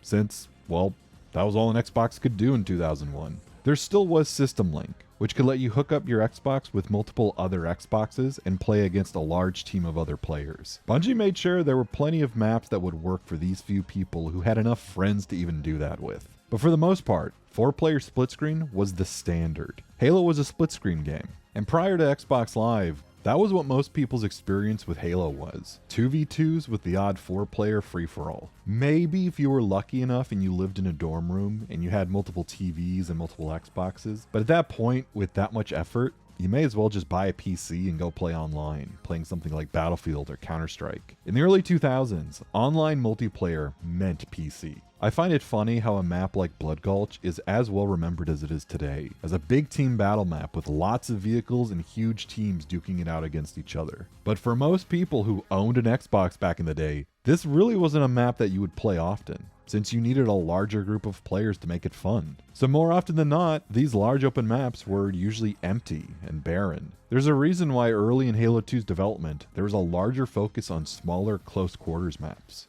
because there was a need to fulfill this split-screen audience. But I'm getting ahead of myself. I don't want to disregard System Link either. This was a very useful feature for Xbox and Halo especially. And it must have been these moments of playing in large 16-player groups across multiple TVs and Xboxes where Halo's magic really started to shine. Those late nights of a bunch of friends having fun together, cheering, swearing, yelling, laughing. This is where Halo evolved into something genuinely special. A year after release, Halo 1 got ported over to PC. Gearbox handled the port, and it was infamously butchered, with some awful graphical downgrades, as well as some whipped together large BTB maps that not a lot of people like. However, the benefit of it being on PC meant that it could finally be played online for the very first time. Hence why Gearbox needed some extra content to showcase this. Ironically enough though, nobody played on these extra maps. Instead, everyone would just play on the originals. Either way, it showed that Halo worked as a large social game over the net, and not just in college dorms. With lobbies full of 4v4s or even 8v8s, Halo 1's multiplayer performed admirably.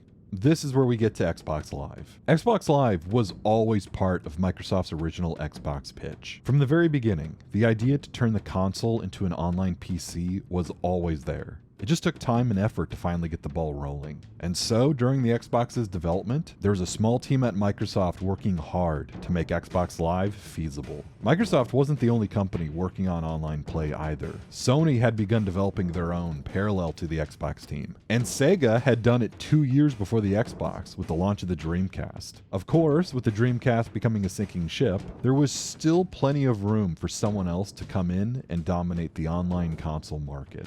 There's a good Bloomberg interview which gives some of the interesting insights in just how chaotic it was for the Xbox team to get online internet working. There was a lot of back and forth with the team and Bill Gates himself on whether or not they should even go with broadband or stick with dial-up. As obvious as it sounds now, this was uncharted waters for developers, many of which weren't even sure people really wanted to play online in the first place. You need to remember, this was at a time before MySpace. The concept of putting yourself out there over the internet and interacting with others across the planet was a foreign concept to a lot of people. Boyd Moulterer was one of the leading engineers behind building Xbox Live, and he recounted a story of being in a focus group with a bunch of college dudes. They apparently laughed off the idea of online multiplayer on a console. They said they preferred to play together in person, on the same couch, in the same dorm.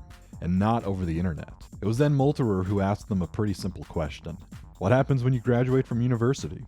As you already know, Xbox Live missed its release date, so the original Xbox had to ship without it. It was a benefit for the team because they were able to have an extra year just to work out the kinks. Xbox Live would not debut until fall of 2002, a full year after Combat Evolved. And with a couple more years until Halo 2, it would be a nervous window of time for the service to prove itself. They didn't have Microsoft's flagship. They had to rely on other third parties. It's another interesting oddity about Halo 1 and Halo 2, especially given how intrinsically connected the franchise is with Xbox Live. Halo 2 was at the time the highest selling game to use it, and Halo remains Xbox's most showcased Xbox Live title. It did a lot of the heavy lifting. So then it's weird to consider that for much of the original Xbox's lifespan, there was no online Halo multiplayer game. Combat Evolved came out a full year beforehand, and it wouldn't be until 2004, a year before the 360, that Halo 2 would be the first Halo game to utilize it. For much of the console's life, Xbox Live was dominated by racing games or sports games. There's a reason why Microsoft spent months and months desperately trying to get EA to sign off for their platform, because they literally had EA Sports in mind when they were developing Xbox Live. And to be honest, most developers saw Xbox Live as a way to put out content updates, or DLC. Hey, this was the era where it started to become a thing for console games. Online multiplayer was relegated to only a handful of titles. Most of them were sports games or racing games. A select few action games, however, did find their way into the service. I would argue one of the most innovative ones was absolutely Mechassault, and I'm curious to know how much it served as an inspiration for the Bungie team. It had a primitive early matchmaking system, it offered game modes of up to 16 players, and it had its own Optimatch search system, letting players queue into individual playlists of different game modes that they preferred. All of this a full 2 years before Halo 2. For a brief window of time, this is all Xbox Live was known for. DLC and content updates, a bunch of sports shovelware, along with some well-liked but more niche online multiplayer games. Bungie knew the potential of bringing Halo 2 online. They just needed to work on making sure the game didn't just have it as a feature, but was fundamentally enhanced by it. So, you're Bungie. It's 2004. You have a ravenous audience that's been growing online for the past 3 years. They've been awaiting your next game, and this time, your brand new gimmick is going to be online multiplayer. Where do you start? Well, you gotta look at the maps and game modes first. It's kind of a mystery why Halo 2's multiplayer maps work as well as they do, why a lot of the other Halo games aren't able to quite match it. It probably had to do with Halo 2's generally enjoyable combat. Maybe Halo 2's Sandbox just lent itself better to these multiplayer maps. Either way, Halo 2 needed to utilize this combat into multiplayer, and that all hinges on Bungie's map and game mode design. And oh boy, does Halo 2 have some amazing multiplayer maps paired with some classic Halo game modes. Sure, it's got its funny blemishes, your silly four-sided symmetrical boxes. I wouldn't even say this belongs in Halo 1, because in Halo 1, these maps were straight up references to Marathon's maps. A lot of the DLC maps don't quite hit, and we're not even going to talk about the PC Windows Vista exclusive maps. However, there's a lot of good here.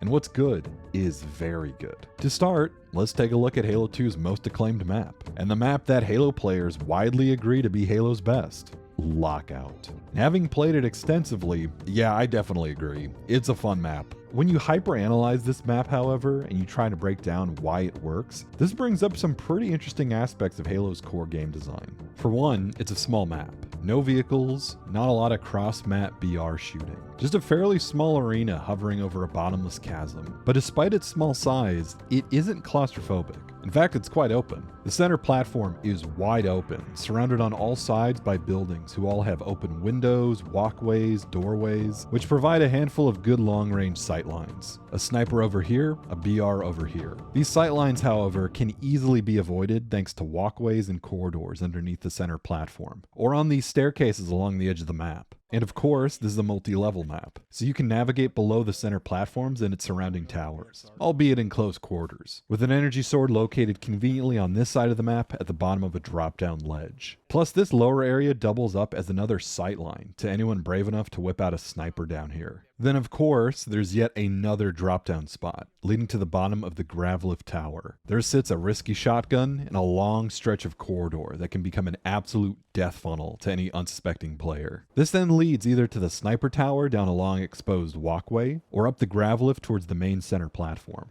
This is an interesting map to analyze, because it's one of the few Halo 2 maps where we still have its original design document, and an early one at that. Lockout was designed by Chris Carney and Max Oberman. Carney especially, his fingerprints are all over this map. Back in the Halo 2 and Halo 3 days, he was in charge of designing a lot of multiplayer maps, and he was famous for putting in hidden, out-of-the-way hiding spots, nicknamed as Carney holes. You really start to see that a lot in Lockout's design. Lockout was explicitly designed as a 1v1 Slayer map, literally meant to be played in split screen offline, though it can easily accommodate more players. It's fascinating reading the design notes for Lockout, because you can really see the issues they were faced in making it. One of the big things with Lockout is that it was one of the few maps designed in 3D first. There were no 2D schematics or drawings made of it. They immediately started with a 3D model. So as a result, it really feels like a 3D multi-level arena. There's quite a lot of verticality. It doesn't feel like the usual flat, open piece of terrain dotted with buildings. It has a good amount of depth. Reading the notes, there's mention of a rocket launcher and a secret power-up room, accessible via teleporter. Two things that don't exist on the map in its finished state.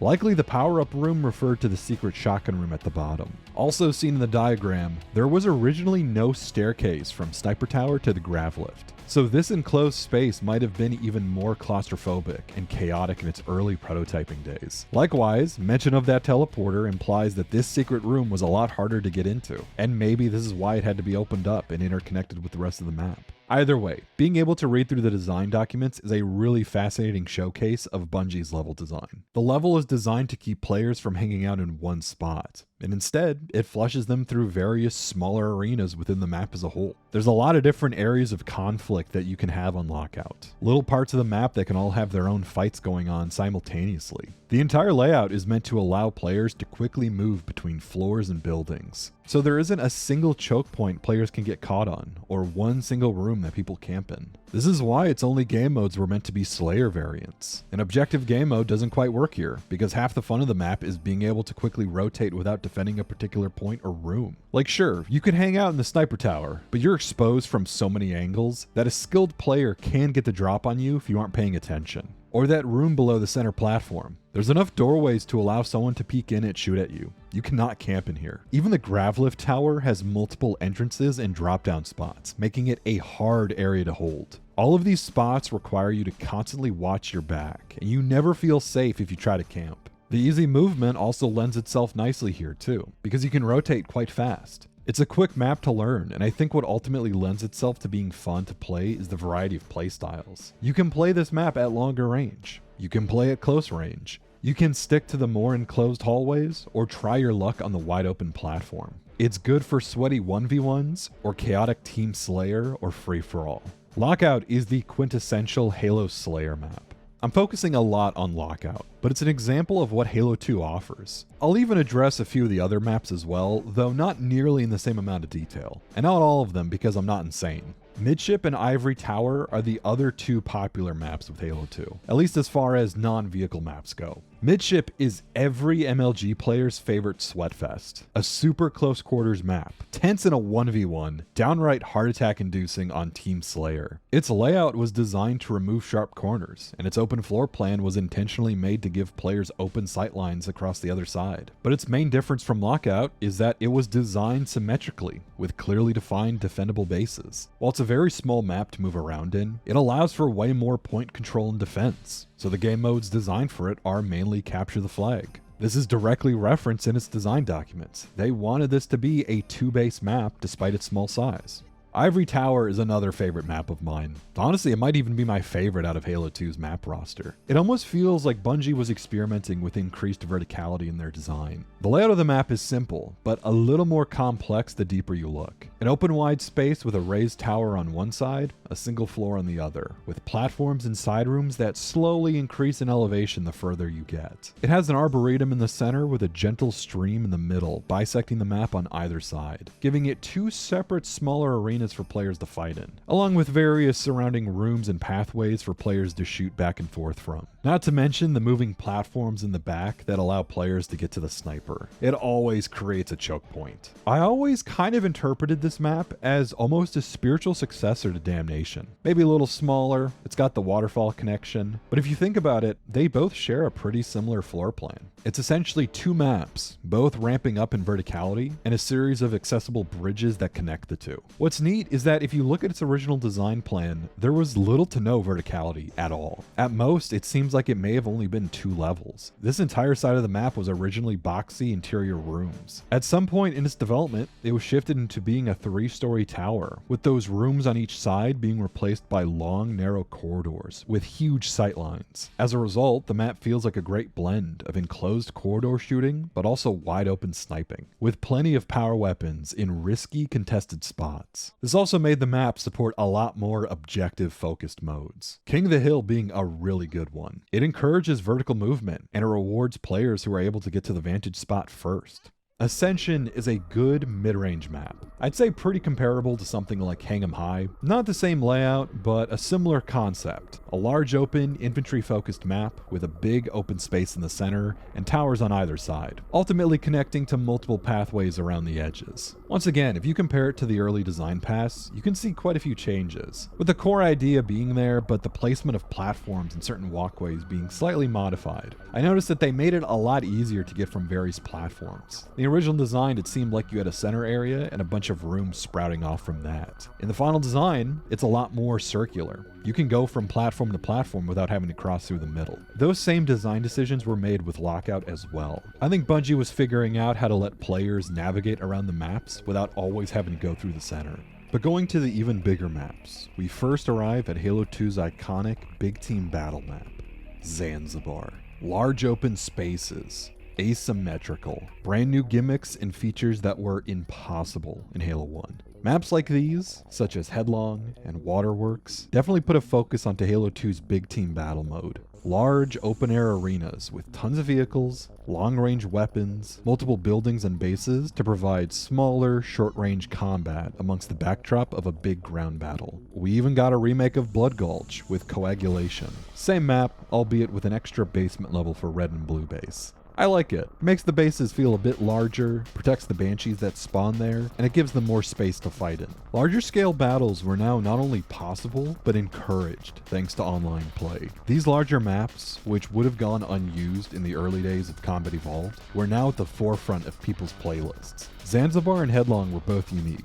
They ditched the standard 2-base template, and instead they offered up some different design layouts. Zanzibar was Halo 2's approach at an asymmetrical map. This was something Bungie was experimenting with, and it was a nice change of pace from their usual perfectly symmetrical layouts, which had kind of defined a lot of the map designs in Halo 1. Zanzibar is fascinating because it was designed in a really rushed state. The story goes is that Bungie needed a map to show off for their multiplayer demo, and so they quickly whipped up Zanzibar. It was designed entirely around asymmetrical game modes, one flag CTF and Assault. It's honestly remarkable how much Bungie was dedicated to making this the asymmetrical map, because proper symmetrical game modes, like Team Slayer or 2-flag CTF, they feel a little unfair here, because one team will have a massive advantage over the other. One side of the map is way more open, with longer sight lines and easy choke points, while the other side is filled with cover, with an enclosed base full of narrow hallways and tons of entrances and drop-down spots. One side is close quarters, while the other is long range. This is a map where Bungie really wanted players using their asymmetrical game modes. Headlong is both not a symmetrical base map, but not really an asymmetrical map either. It had more of a circular, multi-level arena design, with large open sightlines broken up by skyscrapers and buildings, which allowed for chaotic, large lobbies. It was also the last map design for the game, right before it shipped. And it's interesting to look at its design documents. Its design is very different to what it morphed into. It originally looked like a much smaller map, with some smaller platforms and buildings surrounding a central central plaza. Somehow it morphed into a large-scale city map with roads, pathways, buildings that you could enter and climb up into, with tons of elevated platforms and bridges. In terms of size, this is definitely up there as one of the largest maps in Halo 2's roster, and it feels even larger due to just how many buildings you can enter. There are a lot of vantage spots and little areas to hide in here. I always remember there were a lot of honor rule hide and seek game modes set on this map. It's also interesting to note how back when the Mongoose was still set for Halo 2, this map was heavily designed with that in mind. But now since they were stuck with the Warthog, it looks like the roads had to become a lot wider. Early on, you could tell that they were aiming for stuff like Assault, CTF, Team Slayer. Pretty standard game modes. Yet the map slowly transformed into mostly accommodating a Team Slayer variant for Halo 2. Team Snipers. This mostly came from the developers having a ton of fun with sniping in its prototyping stage. They added more cover, more buildings that you could enter, more areas for players to sneak around in, as well as way more vantage spots. And the last bit of trivia that I have for this map is how its layout and design were loosely inspired by the cramped streets of Chicago, Bungie's former home before they moved to Washington.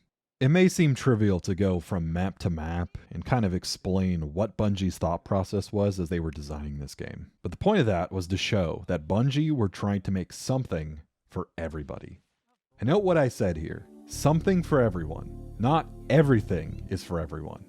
Halo 2 is often regarded as the MLG Halo. It's the Halo game that really kicked open the doors to competitive gaming for FPSs outside of the PC. To this day, it's widely remembered for this. Its multiplayer is seen as having the sweatiest, most grueling PvP, with glitches and broken button combos being a necessity to learn if you want to enjoy it. The sad reality is this is very misrepresentative of the game as a whole. Now, Halo 2 does lend itself well to competitive matchmaking. Don't get me wrong. It's got the perfect sandbox for it. It's got a way more balanced weapon roster compared to CE. It's faster. Gameplay feels more aggressive. For those types of players, Halo 2 has a good offering. But I think it's often forgotten how this competitive player base grew from Halo naturally. Bungie didn't have to court these players to give their game a chance. They simply made a fun multiplayer game and allowed these competitive communities to grow organically. This is something that is often ignored about Halo 2, where it was never really designed to be a super competitive game in the first place. It was designed to be fun, and as a result of its balance, it found itself being enjoyed by competitive players and casuals alike. But it's in this weird situation where that sweaty, try-hard MLG visage is what most people associate it with, when in reality, that's just one small group amongst many who enjoy Halo 2's sandbox. Hell, back in the day, even I mistakenly associated Halo 2 with this try-hard subgroup. Not to say those subgroups don't deserve to have a space at all. On the contrary, I just find it odd how nowadays we get developers who try really hard to make their game into an MLG-only space at the expense of everybody else. And 99% of the time, this never works, and usually puts the game into an early grave. Even Halo tried this, resulting in what's widely considered as the worst game in the series. The problem with courting this particular group is that you're not making a game that's fun. Instead, you're constantly course-correcting to appease a small niche community who likely won't even play your game in the long run. Sometimes you just need a clear vision to build your gameplay, experiment with it, make final design decisions, and be confident enough to go ahead with the idea.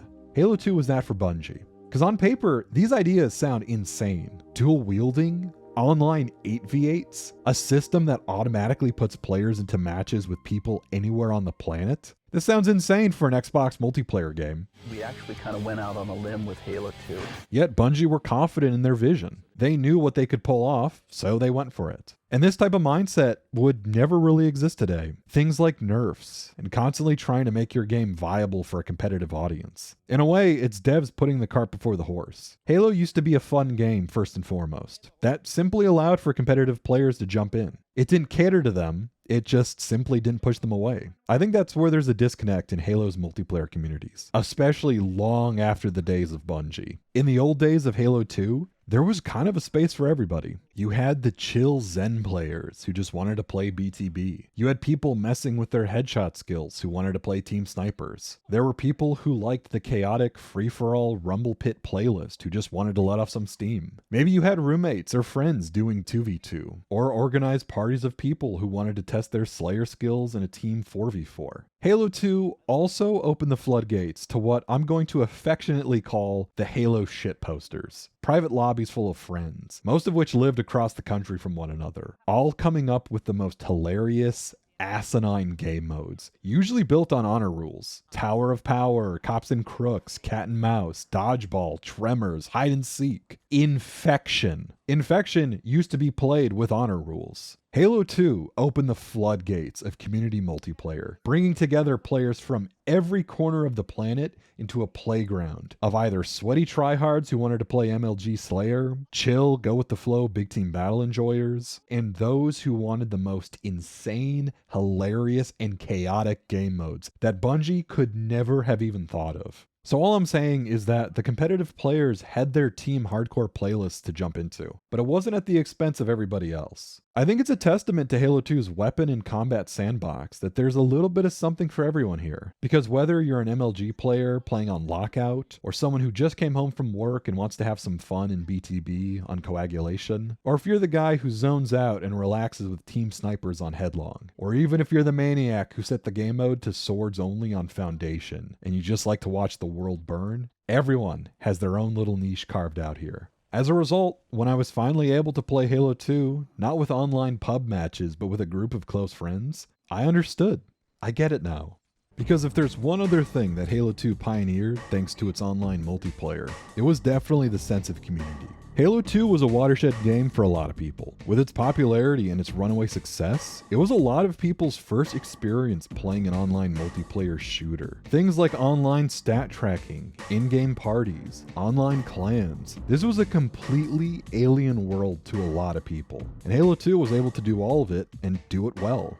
I think it would also be a shame if I didn't address the more funny side of Halo 2's online presence. That being its web presence. A year prior to release, a small group of people down in Austin, Texas, decided to make a Halo 1 machinima. And after its first season, it was spreading like wildfire. Rooster Teeth's rise was intrinsically linked with Halo, and as much as I'd love to go into a diatribe about them, about their rise and fall, their successes, maybe their failures, I kinda already did that. I did an extensive unscripted discussion about Rooster Teeth with my friend Burke. Either way, it's genuinely impressive how a company like Rooster Teeth was able to grow out of what seemed like such a niche and bizarre idea, machinima. Within a year of their launch, Rooster Teeth was already ingrained as part of the Halo culture. It says a lot that Bungie themselves included interviews with the Rooster Teeth crew inside their Halo 2 behind-the-scenes documentary. This is literally 1 year into their company starting. Weird to think how long they'd stick around for after. Outside of just them, however, it was a huge online presence that gravitated towards Halo. Something I think was caused by Bungie's own design philosophy. Halo 1 was already attracting players with its own fun sandbox. Halo 2 decided to bring everybody online. It was this part of Halo's community that I think Bungie really struck gold with. Funny creative types who saw Halo not just as a game to play and beat, but as a sandbox. Either as a way to tell stories, or as a way to make your own fun. Halo 2 certainly wouldn't be the community's peak, not by a long shot, but it was the start of Halo becoming something way bigger than Microsoft knew what to do with. This was the start of Halo entering the public zeitgeist, no longer as just that one shooter game for the Xbox, but rather a foundation that entire communities revolved around. Halo 2 wasn't just a Halo 1 follow-up. It fundamentally changed the gaming ecosystem overnight, and its aftershocks would be felt for years to come. The multiplayer is championed and cherished by Halo fans alike, myself included. It wasn't until revisiting it as an adult where I finally began to appreciate what Bungie were trying to do. Something that, ironically, them innovating in online matchmaking only ended up being its eventual death. A sense of togetherness. It seems foreign to consider now. Nowadays, where games have hidden matchmaking systems to algorithmically make you feel isolated from your team. Where developers ban players for any hint of smack talk or adrenaline-induced anger. Where simple pre- and post-game lobby screens literally don't exist anymore. Halo 2 Slayer matches, its sweaty hardcore games, its fun, goofy honor rule game modes. What Halo 2 did for online play was create a sense of community. And more importantly, camaraderie between everybody. These lobby screens, voice chats, creating parties, being able to reach out to people across the planet just to play a fun, goofy honor rule game mode. These things weren't just fun inclusions in Halo 2. They were necessary. Because even Bungie knew that the best gameplay in the world could never save their game, so long as those social features didn't exist. That's what makes Halo 2 great. Not the maps, not the playable elites, not the competitiveness or the BR meta. It's the fun of shouting to your friends as you frag each other late into the night. And you jump up and scream and throw your controller down, and you hate it, but you love it, and you gotta play again. In a way, Bungie were well aware of the dangers posed by online play, and they spent much of the design process ensuring that its inclusion in Halo 2 wouldn't take away from what Halo was always meant to be, a party game to play with friends. The online component was merely there to make finding that party to play with a lot easier, not outright getting rid of it. It's why when you take that away, you're kind of left with nothing. Like with Halo 2 Anniversary's barren multiplayer, or an MCC's lifeless, half-finished matchmaking. The sad reality is that Halo 2's multiplayer experience is kind of long gone, and it's something difficult to replicate. You absolutely can though, with a large enough group of friends or maybe just a bit of perseverance. There are plenty of ways to enjoy Halo 2 socially, and that's the best way to enjoy it. I myself have been able to wrangle together my friends for some Halo 2 game nights. Even with MCC arbitrarily deciding when it wanted to work, it was this experience that made me ultimately fall in love with Halo 2's multiplayer. Not soullessly matchmaking against players who I would never interact with again, but by playing against my longtime friends, with them laughing and yelling over the mic.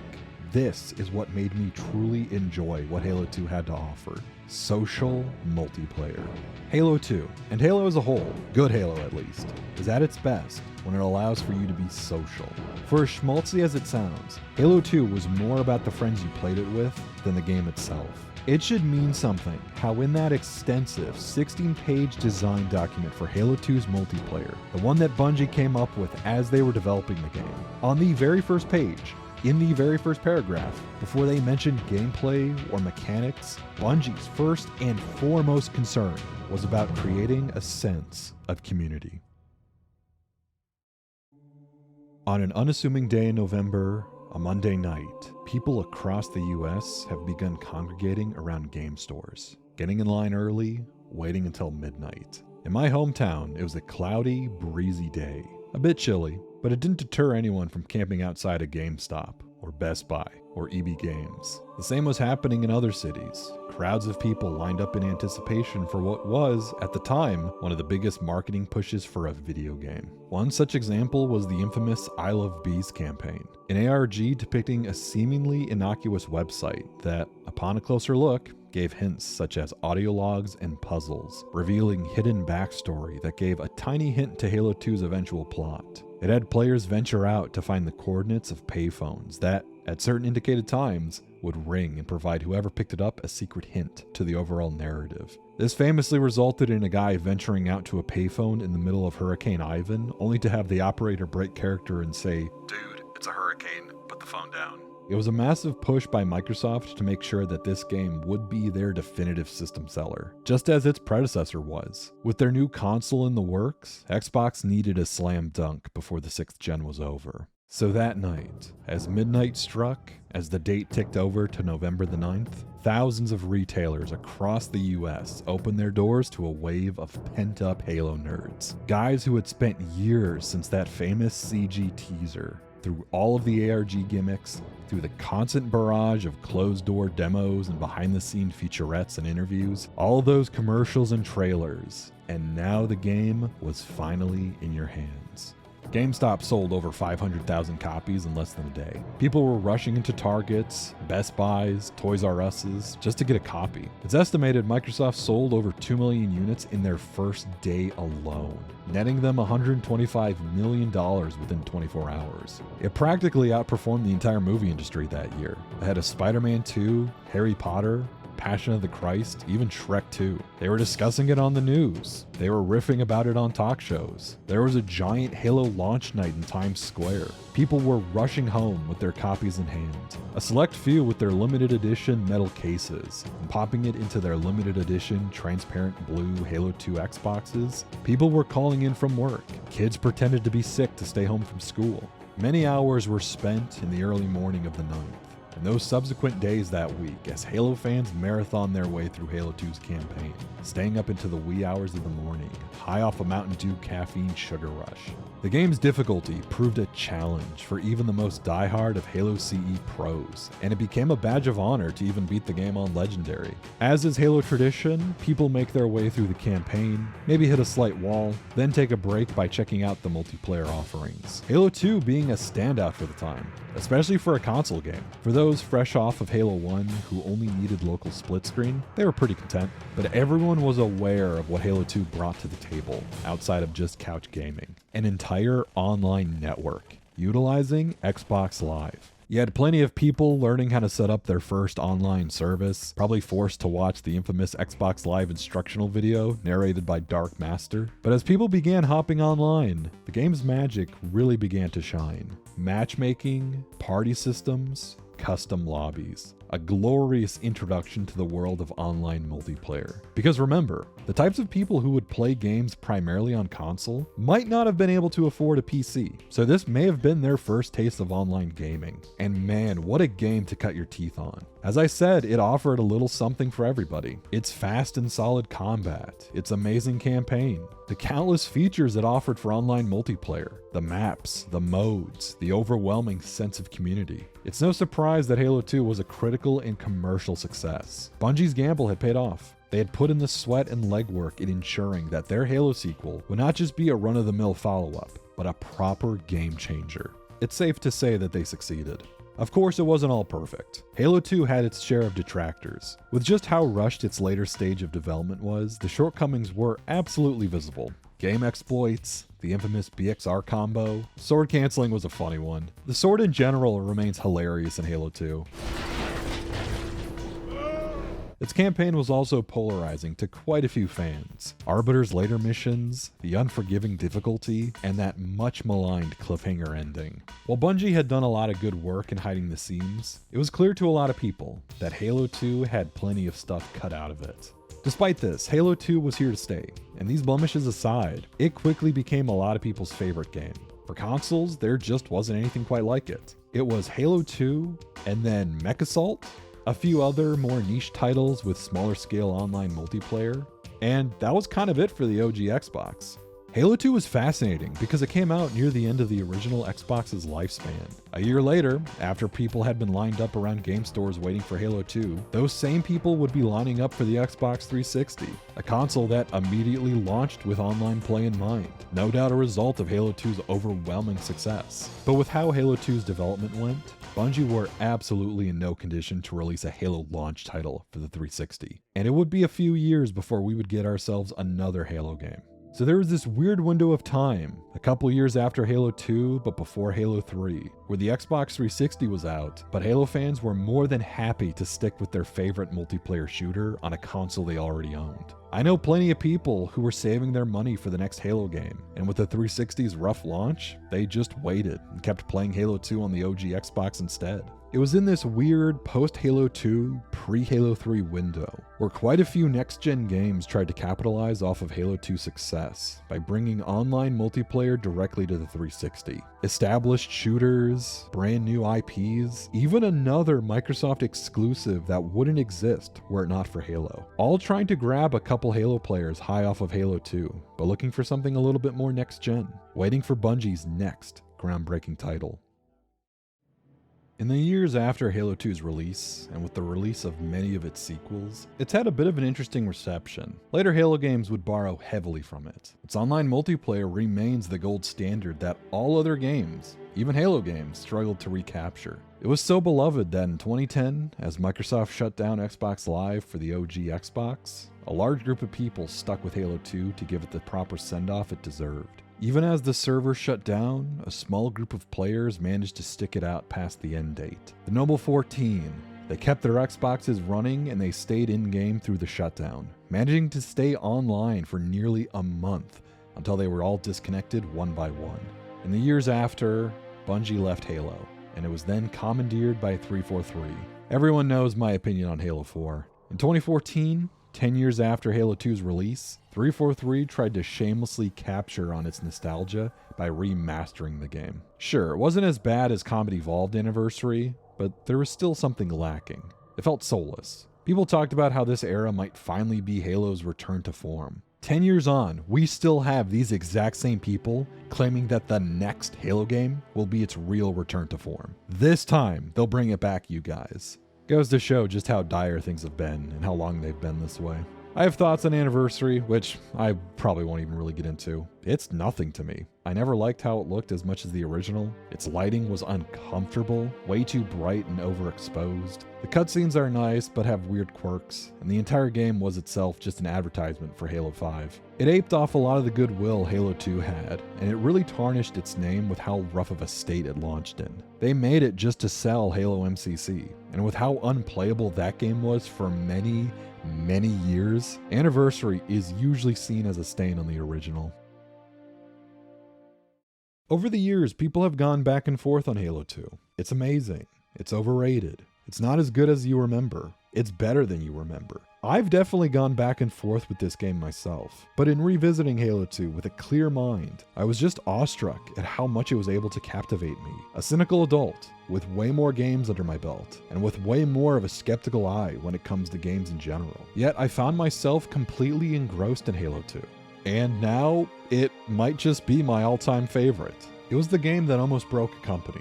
Multiple companies. An entire brand resting on its back, with countless struggles, fights, moments of weakness, and regret, only to end up as an amazing, groundbreaking title. A game whose developers were nearly destroyed by it. There's a general feeling of sadness when you go back and watch those old developer interviews. All of those commentary tracks, the behind-the-scenes vidocs, they are amazing to watch. They're hilarious, they're fun. They genuinely show off the pure passion Bungie had in making this humble little game. It makes you appreciate the art of game development even more. But behind it all, you can see just how much Bungie wished they were able to reach higher. There's almost a sense of disappointment. They had big ideas for Halo 2, and a lot of it had to be scrapped. You can hear the remorse as they talk about how they were never able to realize their full vision. Despite the fact that Halo 2, warts and all, is still one of the best FPSs ever made. It did so much in regards to cinematic scale and storytelling, bringing to a console the kind of FPS that you would only have seen on the PC at the time. It innovated and grew beyond its predecessor, adding so much more to the Sandbox, which would go on to redefine what it means to be a Halo game.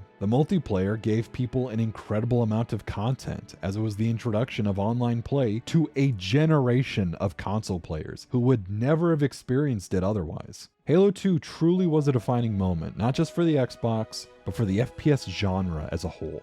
In an already packed golden year full of heavy hitters, Halo 2 somehow managed to climb nearly to the top. There's a reason it's the best-selling game on the console. There's a reason why so many games borrow its mechanics even to this day. In a way, Halo 2 was amazing because it was right in the middle of the action. It was made by a talented studio that had experience under its belt, but who had plenty of energy and were still trying to prove themselves. Not by a studio who was tired and worn out by their own creation. Halo 2 has an excitement to it. In a way, you could feel how it was made by a group of guys who were hungry to do more, to constantly outdo even themselves. Halo 2 was so exciting because unlike other Halo games, it didn't feel like the last chapter to a book. It didn't feel like the inevitable end to the series. It felt like an exciting jumping off point. It felt like the series could go literally anywhere. The sky was the limit as far as Halo fans were concerned. Of course, Halo was in a much different state than it was 20 years ago. Years of broken promises, broken companies, broken fan bases. I need to be careful, or I'm going to fall back into a rant again. My point is this. Halo 2 left the series in a prime spot. It's quaint to even consider where the Halo series could have gone after it, but that's neither here nor there. And having played this game as an adult, I now understand why it's as beloved as it is. It's just a fascinating game. It's beautiful, fun, exciting, terrifying, captivating, rage-inducing. It's the game that turned Halo from that one-off game for the Xbox into a proper franchise. And it seems to have done that by complete accident. There truly aren't many games quite like it. 2 decades on, and this game is still a charming, timeless classic. Its gameplay is great. Its campaign is solid. Its multiplayer is addicting.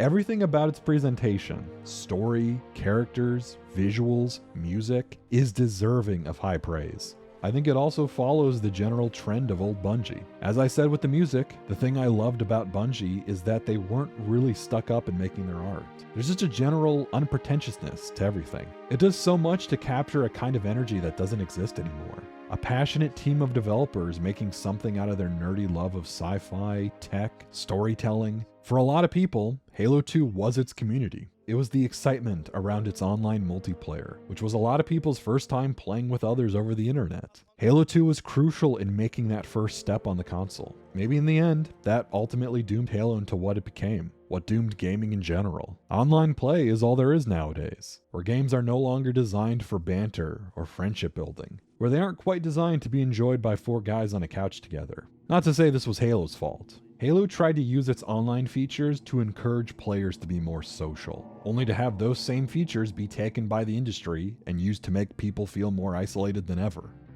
Who's to say where Halo will be in another 20 years? But Halo 2 will always be remembered as the classic that it is. The game that redefined what a console FPS could aspire to be. The game that proved Bungie's success wasn't a fluke, and that they were a force to be reckoned with. It's the game that so many others tried to dethrone. And ironically, the only other game to ever come close was itself. But as I said, that's a story for another time. 20 years feels like an eternity, but it also feels like no time at all. Halo 2 was incredible. For a short span of time, it was millions of people's world. The countless nights spent on Xbox Live, Slayer matches on Lockout, free-for-all on Ivory Tower, private goofy custom matches on Foundation, vehicle chaos on Coagulation, split-screen co-op on a legendarily brutal campaign. Halo 2's beauty didn't just come from the fact that it was a well-designed game, but it was a game that you could play with your buddies, and you could play whatever you wanted. It appealed to the tryhards, the casuals, the creatives, the nerds, the hilarious goofballs playing by honor rules, those who played intense 4v4s, those who just played co-op, or those who enjoyed a little bit of everything. That's what Bungie's goal for Halo 2 was, to take that community that had always existed, even in the days of Halo 1, maybe even Marathon or Myth, and to finally throw them together. As the years go by, I continue to appreciate 2 more and more. Everything about its developers, the blood and sweat put into making a genre-defining title, trying so hard to outdo themselves. Halo 2 is a beautiful, sometimes messy masterpiece, and it is now quite possibly up there as one of my all-time favorites. It's a game that just has so much history, so many hours spent with it, that are now long gone. I have an infinite appreciation for classic Bungie.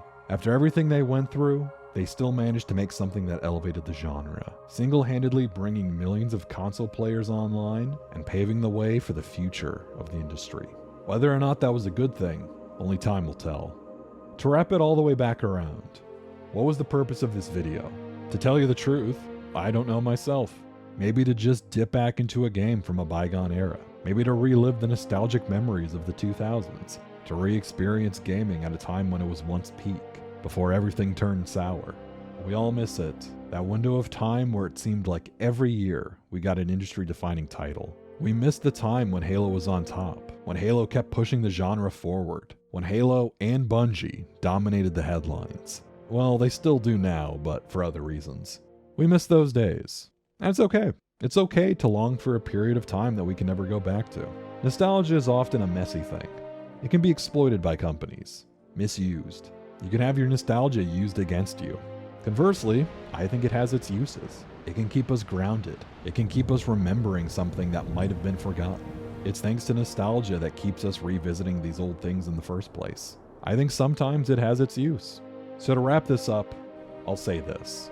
To those who miss Halo, to those who miss the days when we spent countless hours playing intense multiplayer matches, those many nights laughing with your buddies in crazy custom modes, or being sucked into an exhilarating campaign, all the way through into the early hours of the morning. To you guys, I have to say this. Don't be sad that it's gone. Be glad that it happened. Thank you everyone for watching. This was by far the most exhausting project I have ever worked on. I appreciate all the support you guys have given me over the years. I'll need a little cooling off after this, but rest assured, I'll be back soon with more videos about games and about Halo. And if you haven't already, go play Halo 2.